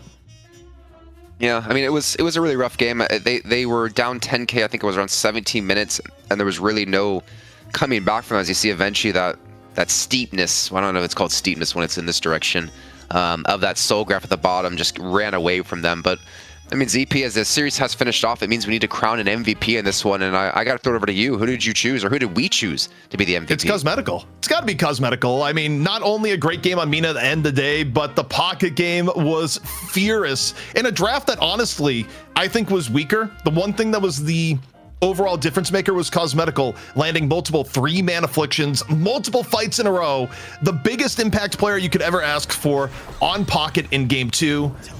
And, you had a little bit of reality warping on the GT. Game 1, we don't really have much for Cosmetical other than that, but games 2 and 3, Cosmetical certainly put in some work. Yeah, and there was one big frozen shelter that Sate threw out to stop the Listic chain gang, and it was great. It actually had like 4 people out of Abraham's locked inside of it, but right here, he waits for it to finish off, drops down, hits 4 players with Affliction, I believe that was, and just decimated them. No chance for Abrahams to survive that fight, and yeah, I mean, his pocket play is amazing, and I can see why he plays for the team, and it makes me wonder, why don't they try to secure it for him more often with how good he is at pocket? It's like having Michaelis in the team and not playing Paradox, you know? Yeah, I mean, I do think there's still a world where you can hit Cosmetical's hero pool a little bit if you don't let Cosmetical get Pocket and Mina. Not that Cosmetical's bad other heroes, but it's more so a praise of Cosmetical's Pocket and Mina are both truly top tier, and generally impressed when he's able to get on either of the 2 heroes. And you know, the draft worked out here that Lowkey W was able to say, hey, Cosmetical, play what you play best and take over the game. And it happened to bring Lowkey W back in maps 2 and 3. Would you say his Shiv is also just as good comparatively to those 2 heroes, or would you put it like down a little bit, maybe like a step? I think down a little. I think, you know, just looking at Cosmetical's overall performance is that the Pocket and Mina are above basically everything else. It's not saying the other heroes are bad. It's just the Pocket and Mina for Cosmetical are simply that good. I want to see him and Fremont go head to head with Shiv, because you keep saying, you know, Fremont the best Shiv in EU. I want to say Cosmetical's the best Shiv in EU. But you know what? Maybe we'll have that one day at the first Deadlock LAN doing a show match, $100,000 on the line in a 1v1 Shiv off. Probably not that much money. Hopefully not that much money, man. Unless the prize pool of the event's like 1 million. But ZP, some great games, man. We went the full distance. We kind of made up for last week only having 1 best of 3 that finished off 2-0. But I mean, still have to say this: like, Abraham showed some great things against Leviathan. They showed some great things in the match they won against Lowkey W. I think we've seen some growth in the team, and they've definitely looked better this week than they have the past few weeks. Yeah, and I mean, look, it's always fun to see series go to 3. Things are still very competitive in EU and likely be even more competitive in North America. Of course, all that is coming at you right after this. It's going to be Melee Creeps taking on FPS Lounge. Can FPS Lounge avenge themselves from last week? And can either of the 2 teams take down the Floormen? All the action heading at you right after this.